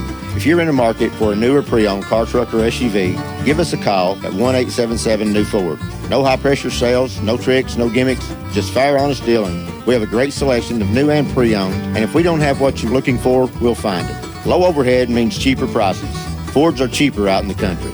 Shop us first, shop us last. We want to be your dealer before, during, and after the sale. 1-877-NEW-FORD or shop us online at oldbenfranklinford.com. Back here at York Institute, where we're set for the second half to get underway here in just a moment. York and Cumberland County, it's been all York through the first 2 quarters. The first half was all York as York rolled in that first half as they lead at the half by now. York leads 33-0 here at halftime. Getting ready for the second half to get underway here in just a moment. I want to take a moment and thank our sponsors for our live broadcast. A little bit hectic here on this first game, trying some new equipment out, so didn't get a chance to thank our guys. First of all, our sponsors are Fittress Farmers Co-op, First Volunteer Bank, Dairy Queen of Jamestown, Mike Cross, Fittress County Executive, State Representative John Mark Wendell, Hall's Family Pharmacy, Jamestown Family Chiropractic, Conditioned Heating and Cooling, Twin Lakes Telephone Cooperative, Medford Pharmacy, Upper Cumberland Federal Credit Union, Pizza Hut of Jamestown, Jamestown Regional Medical Center, and Casey's Frontier Chevrolet, our sponsors for our live broadcast of football action here on WDEB. And, of course, our pre- and post-game shows brought to you by Progressive Savings Bank. Also, we want to thank our pre- and post-game adjacencies, Kelly Kiesling, State Representative, Ken Yeager, State Senator. Halftime stats brought to you by Old Ben Franklin Ford. Coach Derwin Wright Sports Show brought to you by the Union Bank. And Friday Night Thunder coming up a little bit later. We'll have Friday Night Thunder. Dennis Weaver and the guys ready for that one. I talked to them earlier in the week, and they are ready for football, folks. So Dennis Weaver, and we'll talk with those guys coming up here in just a little while. I'll be there to bring you that coming up in a little while, and plus we'll give them a call in, tell them how we done tonight. So this is one of those nights that has been all York Institute at this point. So York with the lead here at the half, 33-0. We're getting set for the second half here in just a moment, and we'll be back with that in just a few minutes. So don't go anywhere. As a former educator and now York County executive, J. Michael Cross is a proud sponsor of the York and Clark Range sports programs. His passion for the betterment of Fentress County, his vision and determination are all evident in his life. He has plans to see the people of Fentress County prosper by making wise use of every available resource. And J. Michael Cross has the wisdom to keep his ear tuned to the needs of the people.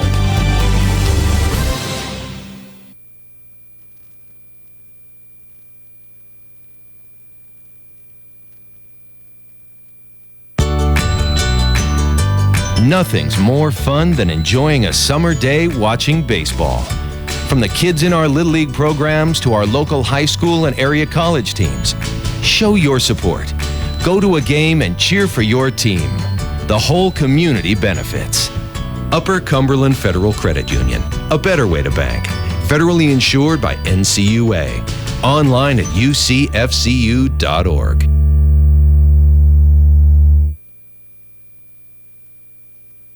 Well, here we go with half number 2, and Tanner coming up here in this second half. If you're Cumberland County, what do you go in at halftime and say to your kids? I mean, I don't think there's really much you can say at that point because all the players pretty much know this football game's about over unless some miracle happens. But if you're Cumberland County, you just got to remain optimistic and hope that you can make something out of this horrible performance. Now, we got word at halftime that Coalfield was leading Wartburg 36-0 at the half. Now, not taking anything away from Wartburg, who will be one of York's future opponents, but they have lost 22 straight coming into tonight. So they have struggled over the past few years, and they're struggling tonight against Coalfield, who's probably one of the best single-A teams in this area. So that's a team York's got to look forward to next week. And the opening kickoff, it's going to be York back to receive. Dropping back is Cooper. Cole Cooper takes it at the 16. He's up over the 20, and he just leveled the Jets player. Number 5 for Cumberland County will probably think twice about that challenge again, don't you think, Tanner? Yeah, I agree, because Cooper just plowed right over him. Cooper hit him with a full head of steam, and number 5 is Samuel Lance, and Lance goes down, but he did get Cooper down, so we'll see York with a 1st and 10.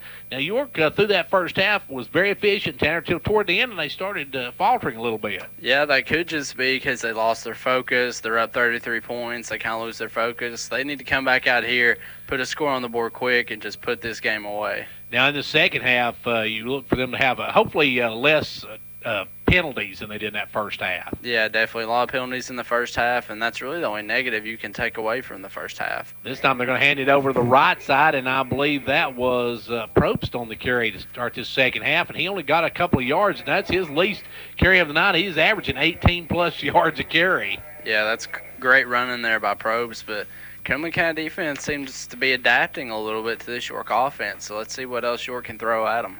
And you'd think we're both running the same offense. They would kind of be aware of what's going to happen, but York's just been able to dominate so far. Now they got Probst in motion. They're going to hand it off to Cole Cooper in the backfield coming out, and Cole's going to push forward for a couple of yards. Then he's going to be pushed back, so that's going to bring up 3rd and about 6 for York, 3rd and average. So we'll see what York does here.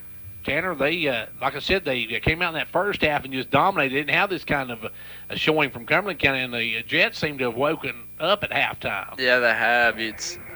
York needs to get focused here because, they look like they've kind of lost their focus. They're up 33. They need to get their focus back, get a first down here. So now it's going to be 3rd down and 6 for the Dragons.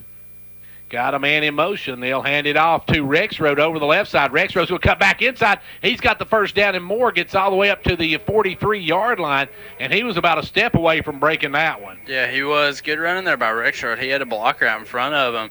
Kind of used that blocker as a decoy and then cut back inside and got the first down.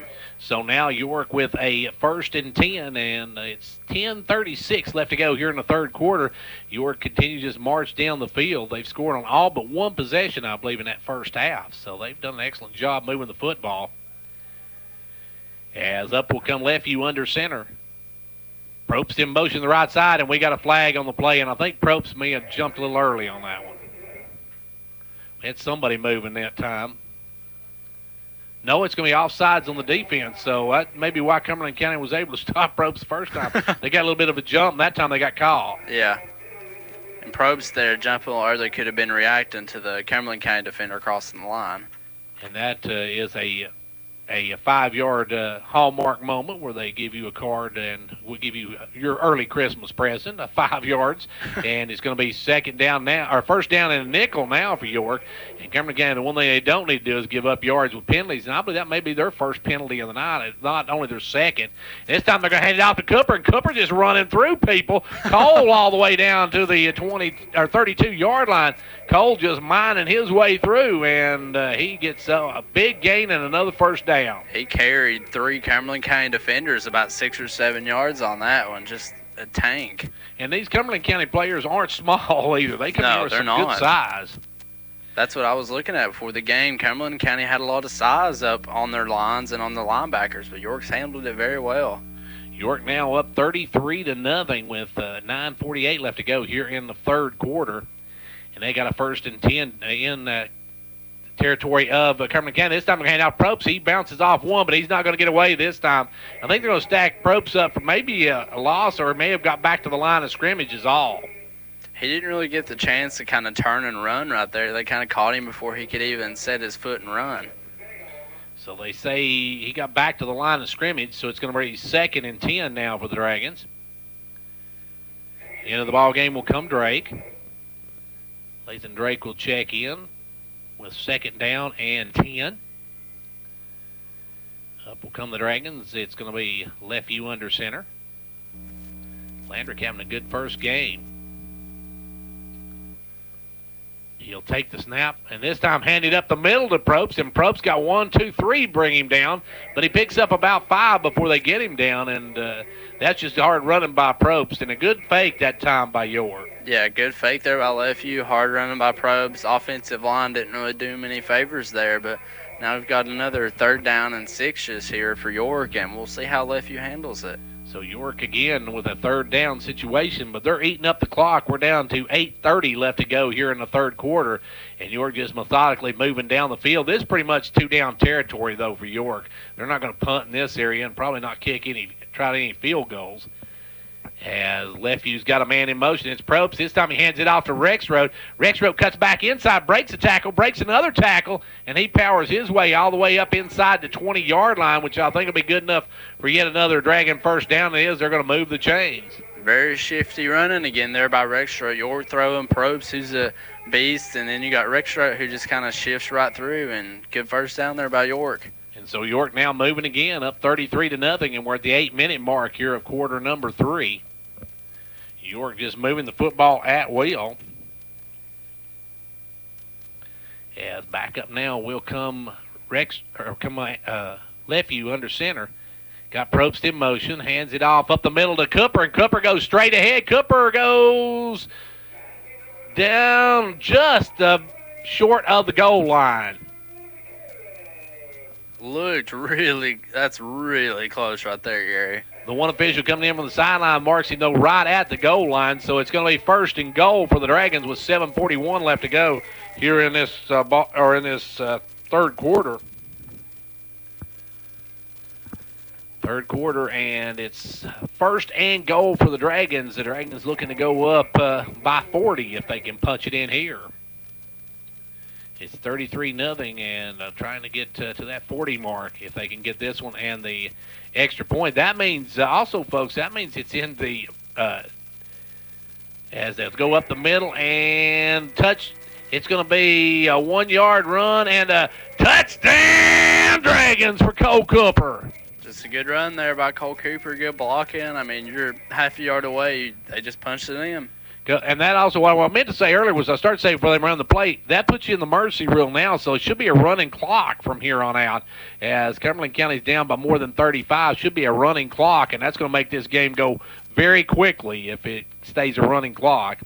Johan West going to try the extra point now. York up 39-0. And taking a long time to get this one snapped, and now they'll snap it. They'll get it down, and West will kick it. West will. Did they call it good? And it's good. So York with 7:16 to go in the third. Now lead it 40-0. Boring breakfast? Liven up your breakfast routine with Dairy Queen's delicious biscuits and gravy. We give you warm buttermilk biscuits smothered in a rich country gravy with DQ's signature sausage. It's a hearty Southern classic perfected by Dairy Queen. Available at participating locations. At DQ, we have fan food, not fast food.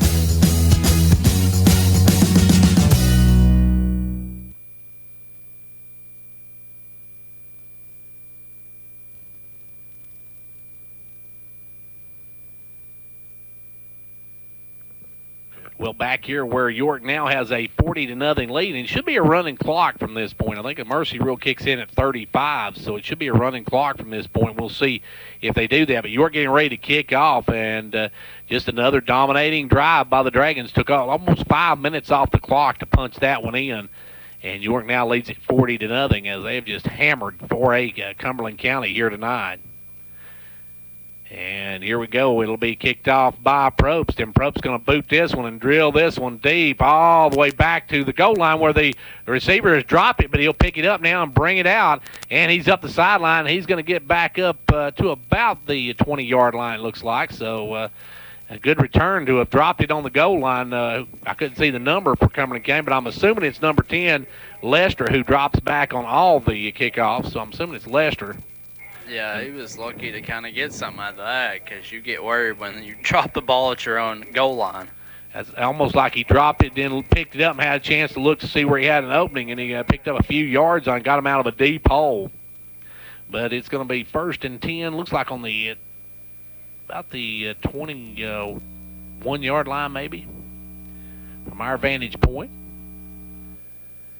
And up will come Trevor Parsons. Parsons had a rough night tonight. Parsons going to hand it off up the middle, and that's going nowhere as the big fullback is dropped there. That is Curley, who gets dropped right at the line of scrimmage. Maybe got a half a yard.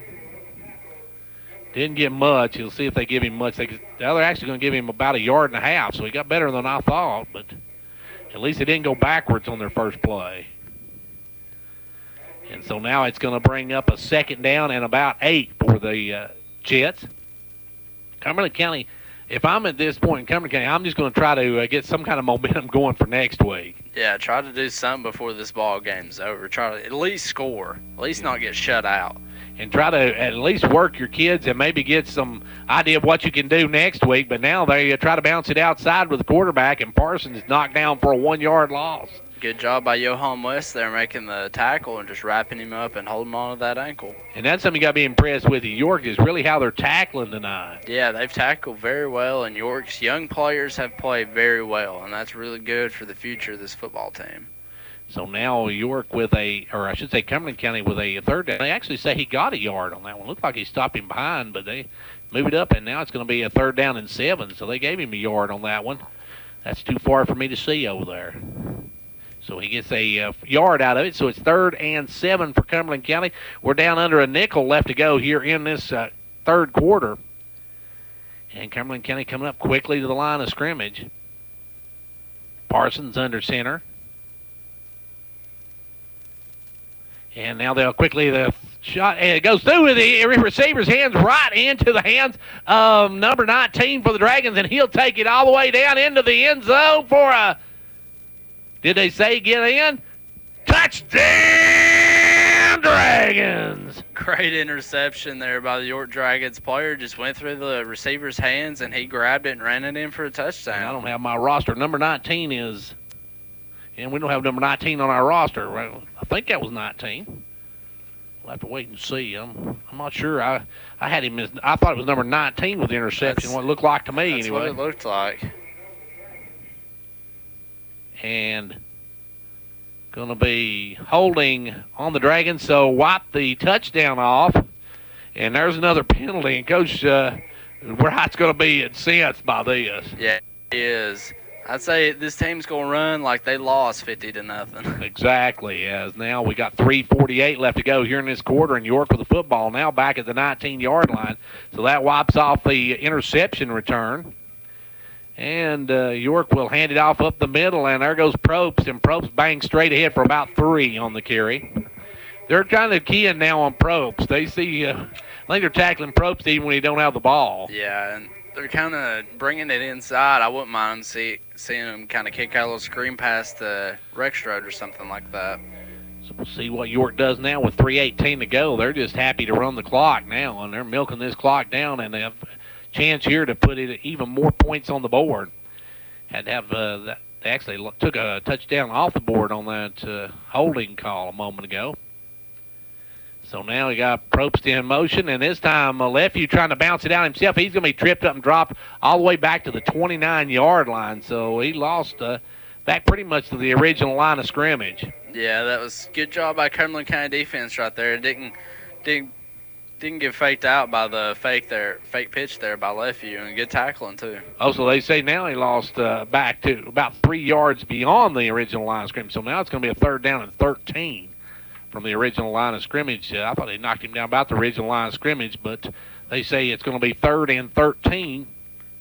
2:26 left to go here in this quarter, and it is going by quickly. And that's one thing about the running clock. You're not going to get a lot of stoppage, and it's just going to continue to go even during penalties. Now Lefeview going to throw one out, and there is Probst down the right side. Probst breaks one, jumps away from another tackle, breaks another tackle into the end zone for a touchdown, Dragons. Great throw by Lefeview out to Probst, and once Probst gets in open space, you cannot tackle him. Hurdled over a defender, barreled over another, and for the touchdown. And he goes in with under 2 minutes. Now it's a 46-0 lead for York, as York just tacking it on now, as they just seem to be rolling at this point. We'll see if they can hit the extra point here, as Johan will step in to try again. Johan's missed one tonight. And now the kick, that one wouldn't look bad. That one kicked it down on the ground, so that one, really not a good-looking kick. But still, York with the touchdown goes up 46-0. Dr. William Allen at Jamestown Family Chiropractic knows that going back to school can be an exciting time, but can also be a stressful time for teachers, parents, and athletes. So for that neck and back tension or just a routine adjustment, Jamestown Family Chiropractic can help you get the relief you need and help you start the school year off right. That's Jamestown Family Chiropractic, here for your spinal health and well-being. Call them at 879-8931.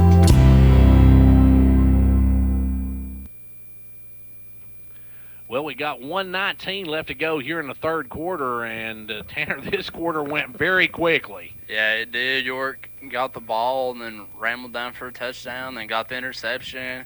Should have been a touchdown, but they got called back by the penalty, but they put it in nonetheless. So now it's just a matter of York running out the clock. As we said, now in the mercy rule with $1:19 left to go here in the ball game, clock will not stop except should be for timeouts. As the kickoff here, Probst's going to kick it this time.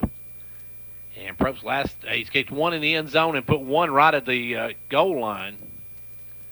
And now he'll kick off again, and he boots this one. It's going to be shorter. It's going to be taken right about the 12 as the up man takes it. He'll out the left side, and he is going to be knocked out of bounds after he gets back up to around the, looks like the 30, well, the 31-yard line maybe, just inside the 30, between 30 and 31, about 30 and a half we'll call it, as it's going to be 1st and 10 for the Jets.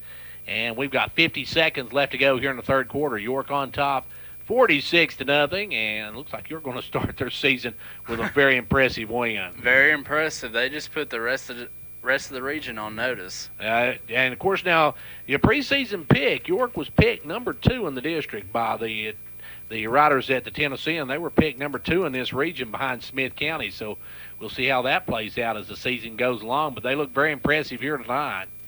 As Cumberland County going to take the snap, and they go straight ahead, and that one went nowhere. And it may have been a fumble. York may have recovered a fumble.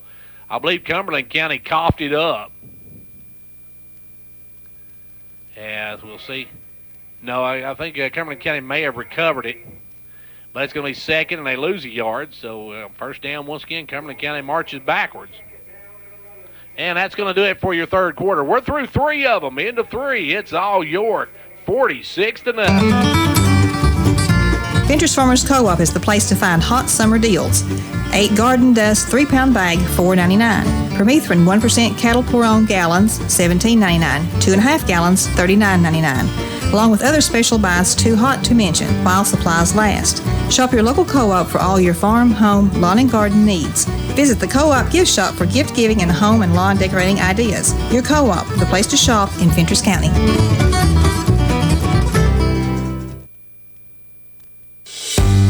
Your time is precious. Wouldn't it be wonderful if you could pick up all of your medications in one trip? Well, now you can. Hi, I'm Crystal Ashburn, and at MetaThrift Pharmacy, where syncing your meds will allow you to make just one trip a month to pick up all of your medications. In addition to greater convenience, patients who sync their meds are 30% more likely to take their medications as prescribed. When you sign up with us to sync your meds at MetaThrift, you'll receive a Sync t-shirt. The program is free, and so is the t-shirt at MetaThrift Pharmacy. Prescription for carrying since 1943. Well, final frame of this one, and York on top as Cumberland County with the football to start this final quarter as they'll hand it off over the right side. Cutting up the middle and getting some running room, number 31, but he is knocked down at the 44-yard line. Good job by Murdoch to come up and hit him on that one. Yeah, that's what that free safety position is about, to be the last man, and he came up and made a really good tackle. If you look at total offensive yards, Cumberland County's had 29 plays for 2 yards in this ball game, while York is 37 for 343. So that kind of explains why you're up 46-0. Yeah, Cumberland County will have a little more yards now, Gary. They'll be in double digits after that one. So now up will come Cumberland County as they will take the snap. It'll be Parsons handing it off, and they go through, and that one's going to be wrestled down quickly as good job there by number 15 for the Dragons. It's Jerry Murdoch. Jerry Murdoch. So the Murdochs getting some hits in on this one. York, too, has a lot of their second-team defense on now. Yeah, they're letting a lot of the younger kids get some time, and that's good. That's always good to get those kids as much playing time as possible. It also lets your starters rest and keep them from getting an injury that is not needed. Because next week's not going to be quite as easy as this one, I don't think, because Coalfield comes in. Coalfield's one of the premier single-A teams in the state, folks. They're not going to come in here with a team that's going to be pushed around. It's going to be very interesting to see what the Dragons do against them. And now Cumberland County going to drop the football again, and that will move it back to a 3rd down and 8 as their big tackle able to fall on it. Big number 75 just fell on it when he saw the ball hit the ground.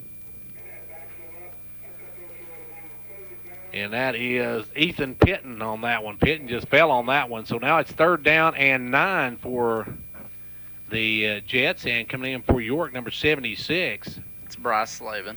So Bryce Slavin in. We got a lot of youngsters in for York. And it's going to be 3rd down and 9 now for the Cumberland County Jets, and Cumberland County taking their time, and clock just ticking away. York's in no hurry whatsoever. No. As the clock just continues to tick as we have the mercy rule now. And dropping back is Parsons. Parsons getting ready for the snap. Takes the snap, hands it off to the back guy, and he gets through the first line and then tripped up, and he loses the football, but I believe he was down by contact well before that. He kind of stretched his arm out after he hit the ground and tried to get some extra yardage, but the official said no, he was down by contact. And York knocks him down. That's going to bring up a 4th down, and if you're Cumberland County, I'd go for it here. Yeah, I mean, you have nothing to lose. I don't see why you wouldn't. I mean, you're already behind it. Big already, so, and you're going against York's second string. I think maybe I'd try for it here. York's second strings looked really impressive, though. They've been able to, I mean, they just stopped the offense. Now if they can get the 4th down conversion. If they can get them to punt it away, but York's still back in, like they're receiving the punt, but. And Cumberland County's not dropping anybody back to punt. They're going to go for it. So now we see York moving up, Drake's moving up, also Rexroth moving up. The snap as they'll throw out the little screen this time to the big guy, number 11. He's up the side, and he's going to push forward, and he's going to get the 1st down as he showed his size and strength there as he just pushed ahead. He got that one in rumble about 8 yards carrying a couple Dragons. Yeah, he was about the size of both the Dragons on him combined. So he is a big kid, number 11. That is the big tight end. Let me see if I can get his name. Jeremiah Baird. Baird's a senior. Cumberland County with 3 seniors on their starting offense, and you have to say with Trevor Parsons more, he's got a lot of years ahead of him. Yeah, he does. So we'll see what he does as the years progress. We'll see if he becomes the next big star for Cumberland County. And now he will step under the center, take the snap, hand it off in the backfield, and that one's going to be wrapped up and dropped. Good D by the Dragons. Coming in, number 50 for the Dragons, and let's see, I've got number 50 on. I don't have my 50 on my roster. I don't know how to deal with my entire roster. That's Gilbert Gifford. Gilbert Gifford comes in. Good play by Gifford. I think Gifford's a freshman, if I'm not mistaken. No, he is a junior, so junior Gilbert Gifford. He comes in, makes the stop, and drops him for a loss of a yard. Cumberland County now with a 2nd and long. 7.5 minutes left to go in this one. York in command of this one. Got off early and have not looked back. And now the snap, they're going to hand it off the big guy up the middle again, and this time Curley's going to just bull ahead for a couple of yards. That's going to bring up third down and about 7. If you're Cumberland County, you got to look at this and say, oh, my gosh, we got a lot of things we can work on. Yeah, they do. I mean, it definitely exploit a lot of holes in their games tonight. So York, if you look at York's side of it from this, they've got to say, hey, we got to cut down the penalties. We've had way too many penalties here tonight. And hopefully they'll be able to shore that up as it's going to be third down and 9 now for Cumberland County. As up will come Parsons. Parsons got a man in motion, going to pitch it out wide to the right, and he's got a block out from him. Good block out there, and he's going to be knocked out of bounds at about the 30-yard line. Good blocking there by Cumberland County. That was the best-looking run of the night for Cumberland County as far as block scheme and everything, and they pick up the first down as they get about a dozen on that one. They're going to have it about the 30-yard line, or just inside the 30, I guess. They step it just inside the 30, the nose of the football on the York side of the 30. 6 minutes left to go in this one. York going to be 1-0 after this one with a big game next week. They're going to host Coalfield. Now, it's scheduled on the schedule at 7:30. We're going to talk to Coach Derwin Wright. We'll ask him about that because it may be a 6:30 start, but we'll wait and see as we don't want to jump any guns on that one. But they do have it as a 7:30 start on that. Now Cumberland County going to take it over the right side, and this one didn't fool anybody. No, good job there by the York defense reading that play and getting the tackle in the backfield. Big number 52 in on that one, and that is Helbig. So Helbig coming in with a big tackle there and drops it for a second down and a dozen. And once again on first down, Cumberland County goes the wrong direction. Consistency, Gary. Yeah, they're consistently backing up. So now it's second down and a dozen for Cumberland County. York on top, 46-0, and we hit the nickel mark. We got 5 minutes left to go in this one. Don't forget, coming up, we'll have the Progressive postgame show coming up a little bit later. We'll talk with Coach Derwin Wright, and we'll also take a look at all our stats and give you a look ahead to next week. Now the handoff inside. The big guy's going to get a couple of yards as Curley just bulls his way up for 2, and that's going to bring up third down and 10 still. York's second-string defense is playing very well, though, against the starters of Cumberland County. Cumberland County's moved and got a couple of first downs, but I'm impressed by the York second-string defense. Coach Derwin Wright said his motto was let them know they've been hit, and they've definitely known they've been hit tonight. Yeah, they'll feel that in the morning, Gary. Yeah. And a lot of them are going to be having nightmares of Josiah Headings coming at them full steam. As up will come the Jets. Parsons under center, snap, handoff over to the right side. York got that one cut off. They can get him down, and they do. They drop him all the way back behind the 30-yard line, so a loss of 3, and that's going to bring up fourth and a dozen now for Cumberland County. Good tackle there by number 10, Peyton Voles, too, to chase him down and not let him get free. That was great pursuit, too. When they saw it was going to bounce outside, you had 4 or 5 Dragons. Had Peyton not got him, he had some help out there waiting on him. He did. There was no way without somebody just absolutely whipping on a tackle that he was going to get any yardage on that one. So now it's 4th and 13 for the Jets as we hit the 3:30 mark. 46-0. If you just tuned in, folks, you missed a dominating performance by York. If you just tuned in, first of all, shame on you if you just tuned in. You should have been listening to us from the start. If you left the game early and are listening to us, I can understand that why you left the game early.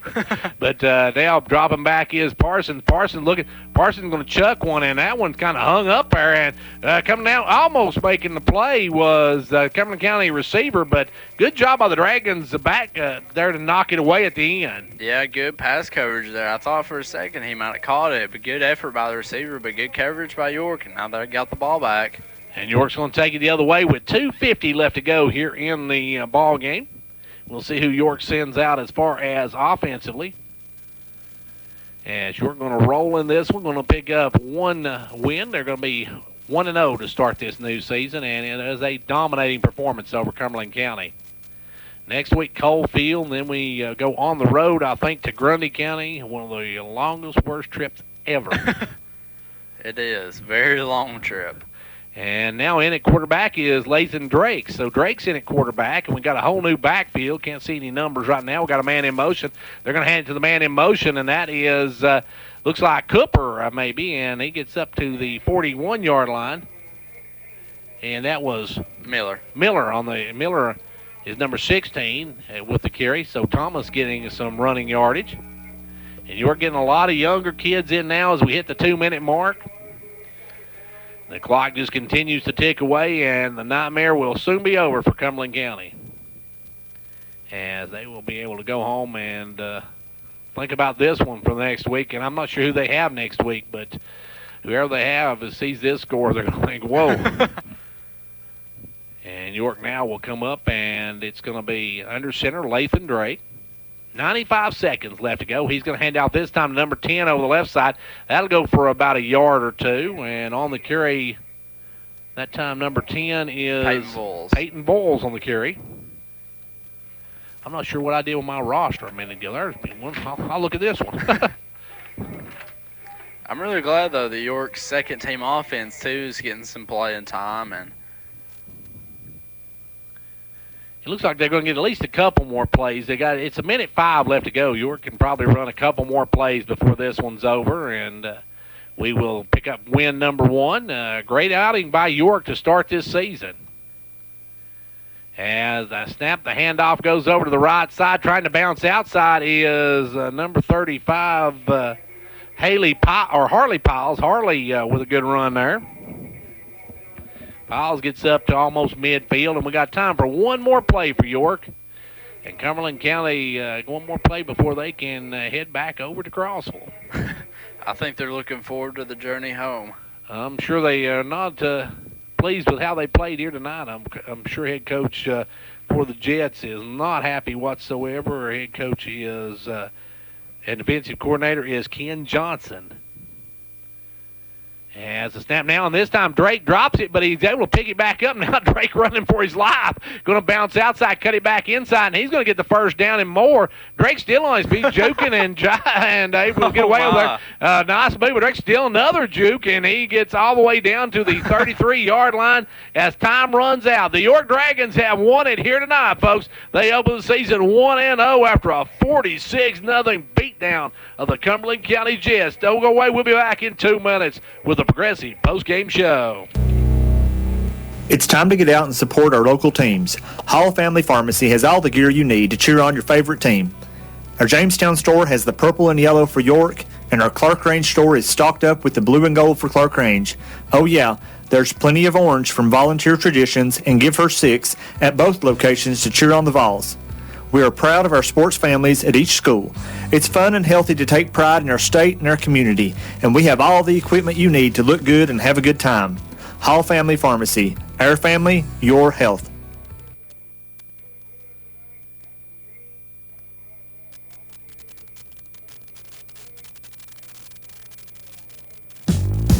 Start your morning off the right way with Dairy Queen's Breakfast Sandwich Combo. Pick from your choice of bacon, sausage, or ham on a warm buttery biscuit with a hash brown and coffee on the side. Rise and shine and make sure to grab a DQ Breakfast Sandwich Combo. A perfect breakfast when you're on the go at participating DQ locations. Back to school season is upon us, so start the school year off right by building the perfect entertainment package for your family, all while saving money. Choose Twin Lakes Broadband, HDTV, quality home phone, and security monitoring, and you've got the perfect package to keep everyone connected, laughing, and safe at night. To learn more or to bundle and save, stop by any of our 7 local offices today or visit us online at twlakes.coop. T insert number C-0026.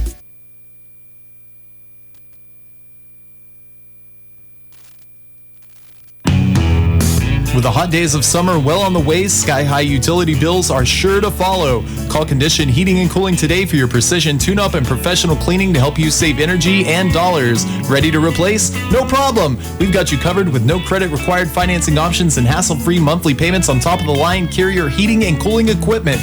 Carrier, turn to the experts. Beat the heat today. Call Condition Heating and Cooling at 879-5909. Condition Heating and Cooling.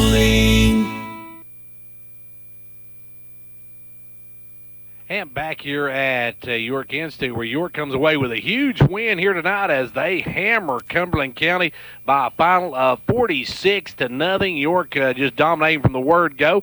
Welcome to the Progressive Postgame Show. Don't go away. We'll be back to talk about this one. We'll take a look at our final stats, and we'll also take a look at next week's action and hopefully get to talk with Coach Derwin Wright. All coming up here on the Progressive Postgame Show. It's football time on the mountain. At Progressive Savings Bank, we know running your small business is a lot like coaching a team. You call the plays that drive your business towards success, and we're your number one fan. After all, you provide the products, the services, and jobs that keep our local economy moving forward. We partner with small businesses to help you reach your financial goals with free business checking and flexible financing to help operate and grow your business with the right financial equipment to keep you in the game. This is Mark Justice wishing our York Dragons a successful football season.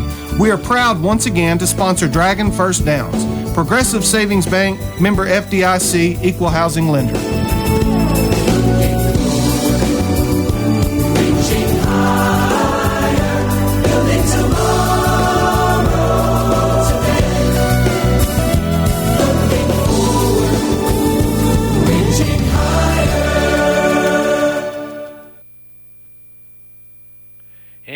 Back here at York Institute, where York comes away with a huge win here tonight. And Tanner, give us a recap of the scoring on for York's tonight. Well, York scored first with a Heath Threshout 9-yard run. Then Thomas Miller put in another 9-yard run. Then Ethan Probst ran in a 12-yard run. That was all in the first quarter, and York was up 21-0. And in the second quarter, York put up 2 more touchdowns, with Thomas Miller and Austin Johnson both getting touchdown runs. Second quarter ended 33-0. Then in the third quarter, Cole Cooper had a 1-yard run, and Ethan Probst had a 29-yard pass from Landrick Lefevue, and that gave you your final score of 46-0. A really dominating performance by the Dragons tonight on all ends. Only thing being is the penalties, but if you get past that, it was a great performance. Cheer this year for all our school teams and activities. Get behind our local schools. Join the parent-teachers group and help improve the quality of education. Sponsor school activities. Go to a ball game, hear a concert, reach higher. Progressive Savings Bank, insured by FDIC. Everything we do, it's true. We do for you. And back here now with Coach Derwin Wright. And, Coach, what can you say? Your boys came out tonight. They look like a team on a mission, and they put away the Jets really quick. Well, we started back 2 days talking about getting in shape. We didn't have anybody cramp tonight. Of course, it's really not. It's still humid as it all get out, believe me.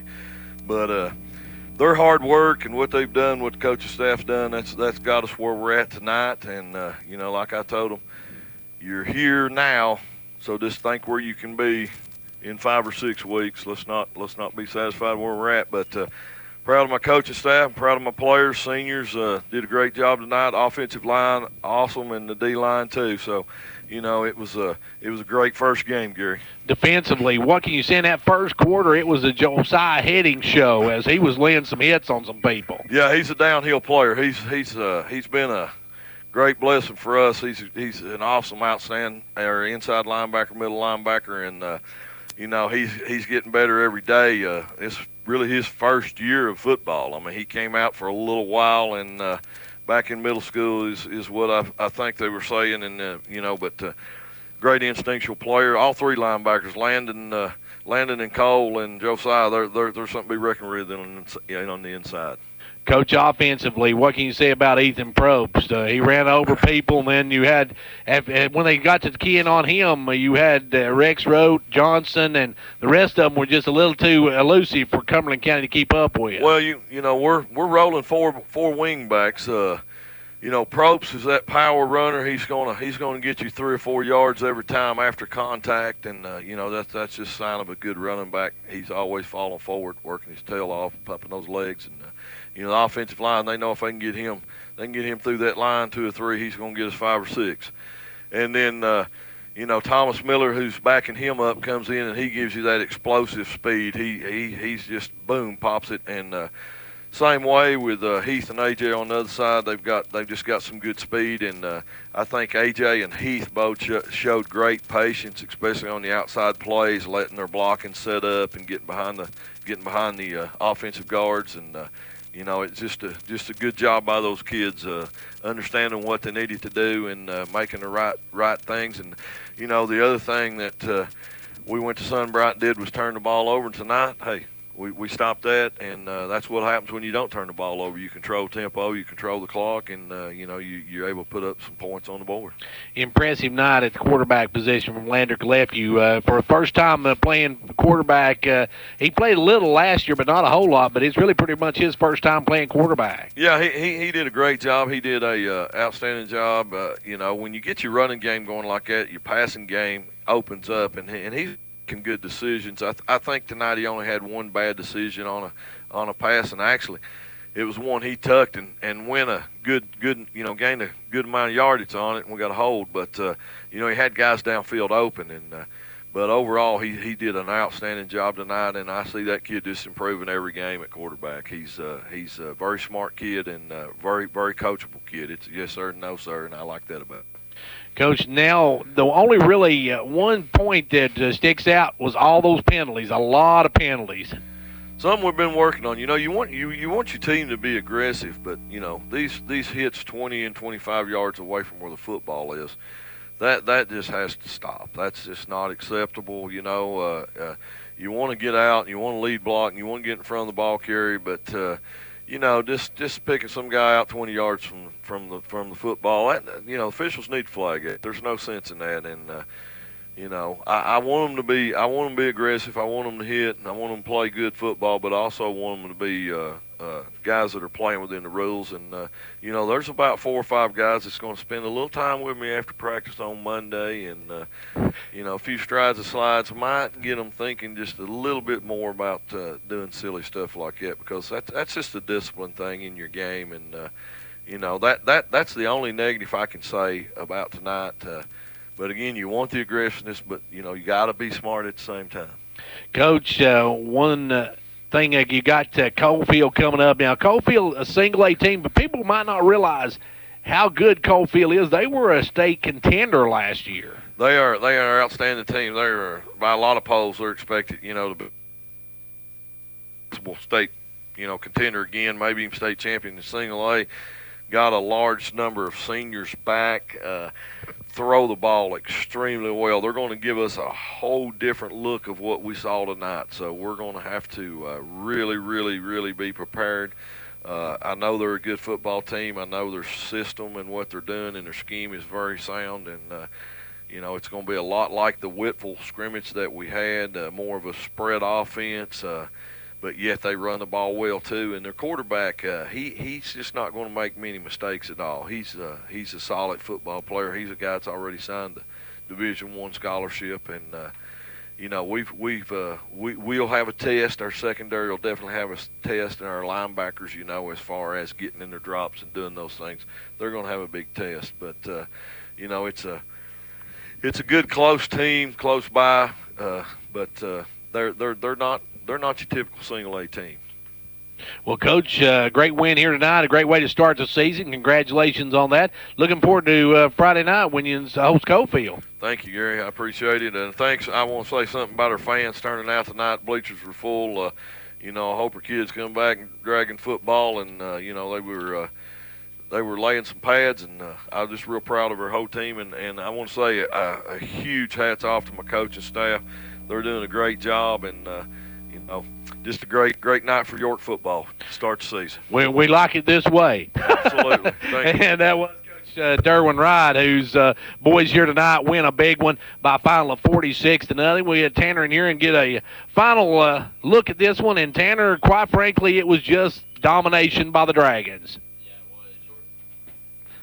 York did a great job tonight on both ends, penalties being the only thing. But other than that, pure dominating football by York, pitching the shutout. You don't see that very often. Even their second team managed to come in and get a stop against Cumberland's first team offense. So just an overall great performance for York tonight and a great way to start the season. York wins it 46-0 here tonight. Don't forget the Coach Derwin Wright Sports Show coming up on Monday. We'll have that for you on Monday at 5:30. So once you get through looking at the solar eclipse, folks, check that out before we get fair activities coming up on Monday. So we want to thank our sponsors for our live broadcast. They are Fitris Farmers Co-op, First Volunteer Bank, Dairy Queen of Jamestown, Mike Cross, Fitris County Executive, State Representative John Mark Wendell, Hall's Family Pharmacy, Jamestown Family Chiropractic, Condition Heating and Cooling, Twin Lakes Telephone Cooperative, Meta-Thrift Pharmacy, Upper Cumberland Federal Credit Union in Clark Range, also Pizza Hut of Jamestown, Jamestown Regional Medical Center, Casey's Frontier Chevrolet. Our pre- and post-game shows brought to you by Progressive Savings Bank. Special thanks to our pre- and post adjacencies. They are Kelly Keesing, State Representative, and State Senator Ken Yeager. Also, our halftime stats brought to you by Old Ben Franklin Ford. Our Coach Derwin Wright Sports Show brought to you by Union Bank. And don't forget Friday Night Thunder coming up in about 45 minutes. We got Dennis Weaver and the guys. We'll be talking with them a little bit later, and they'll have all the scores from around the mid-state area coming up on the Friday Night Thunder. That gets underway here in about 45 minutes or so, so be sure to join us for that. That's going to do it for us from here tonight. 415-104 Sports. I'm Gary Clark.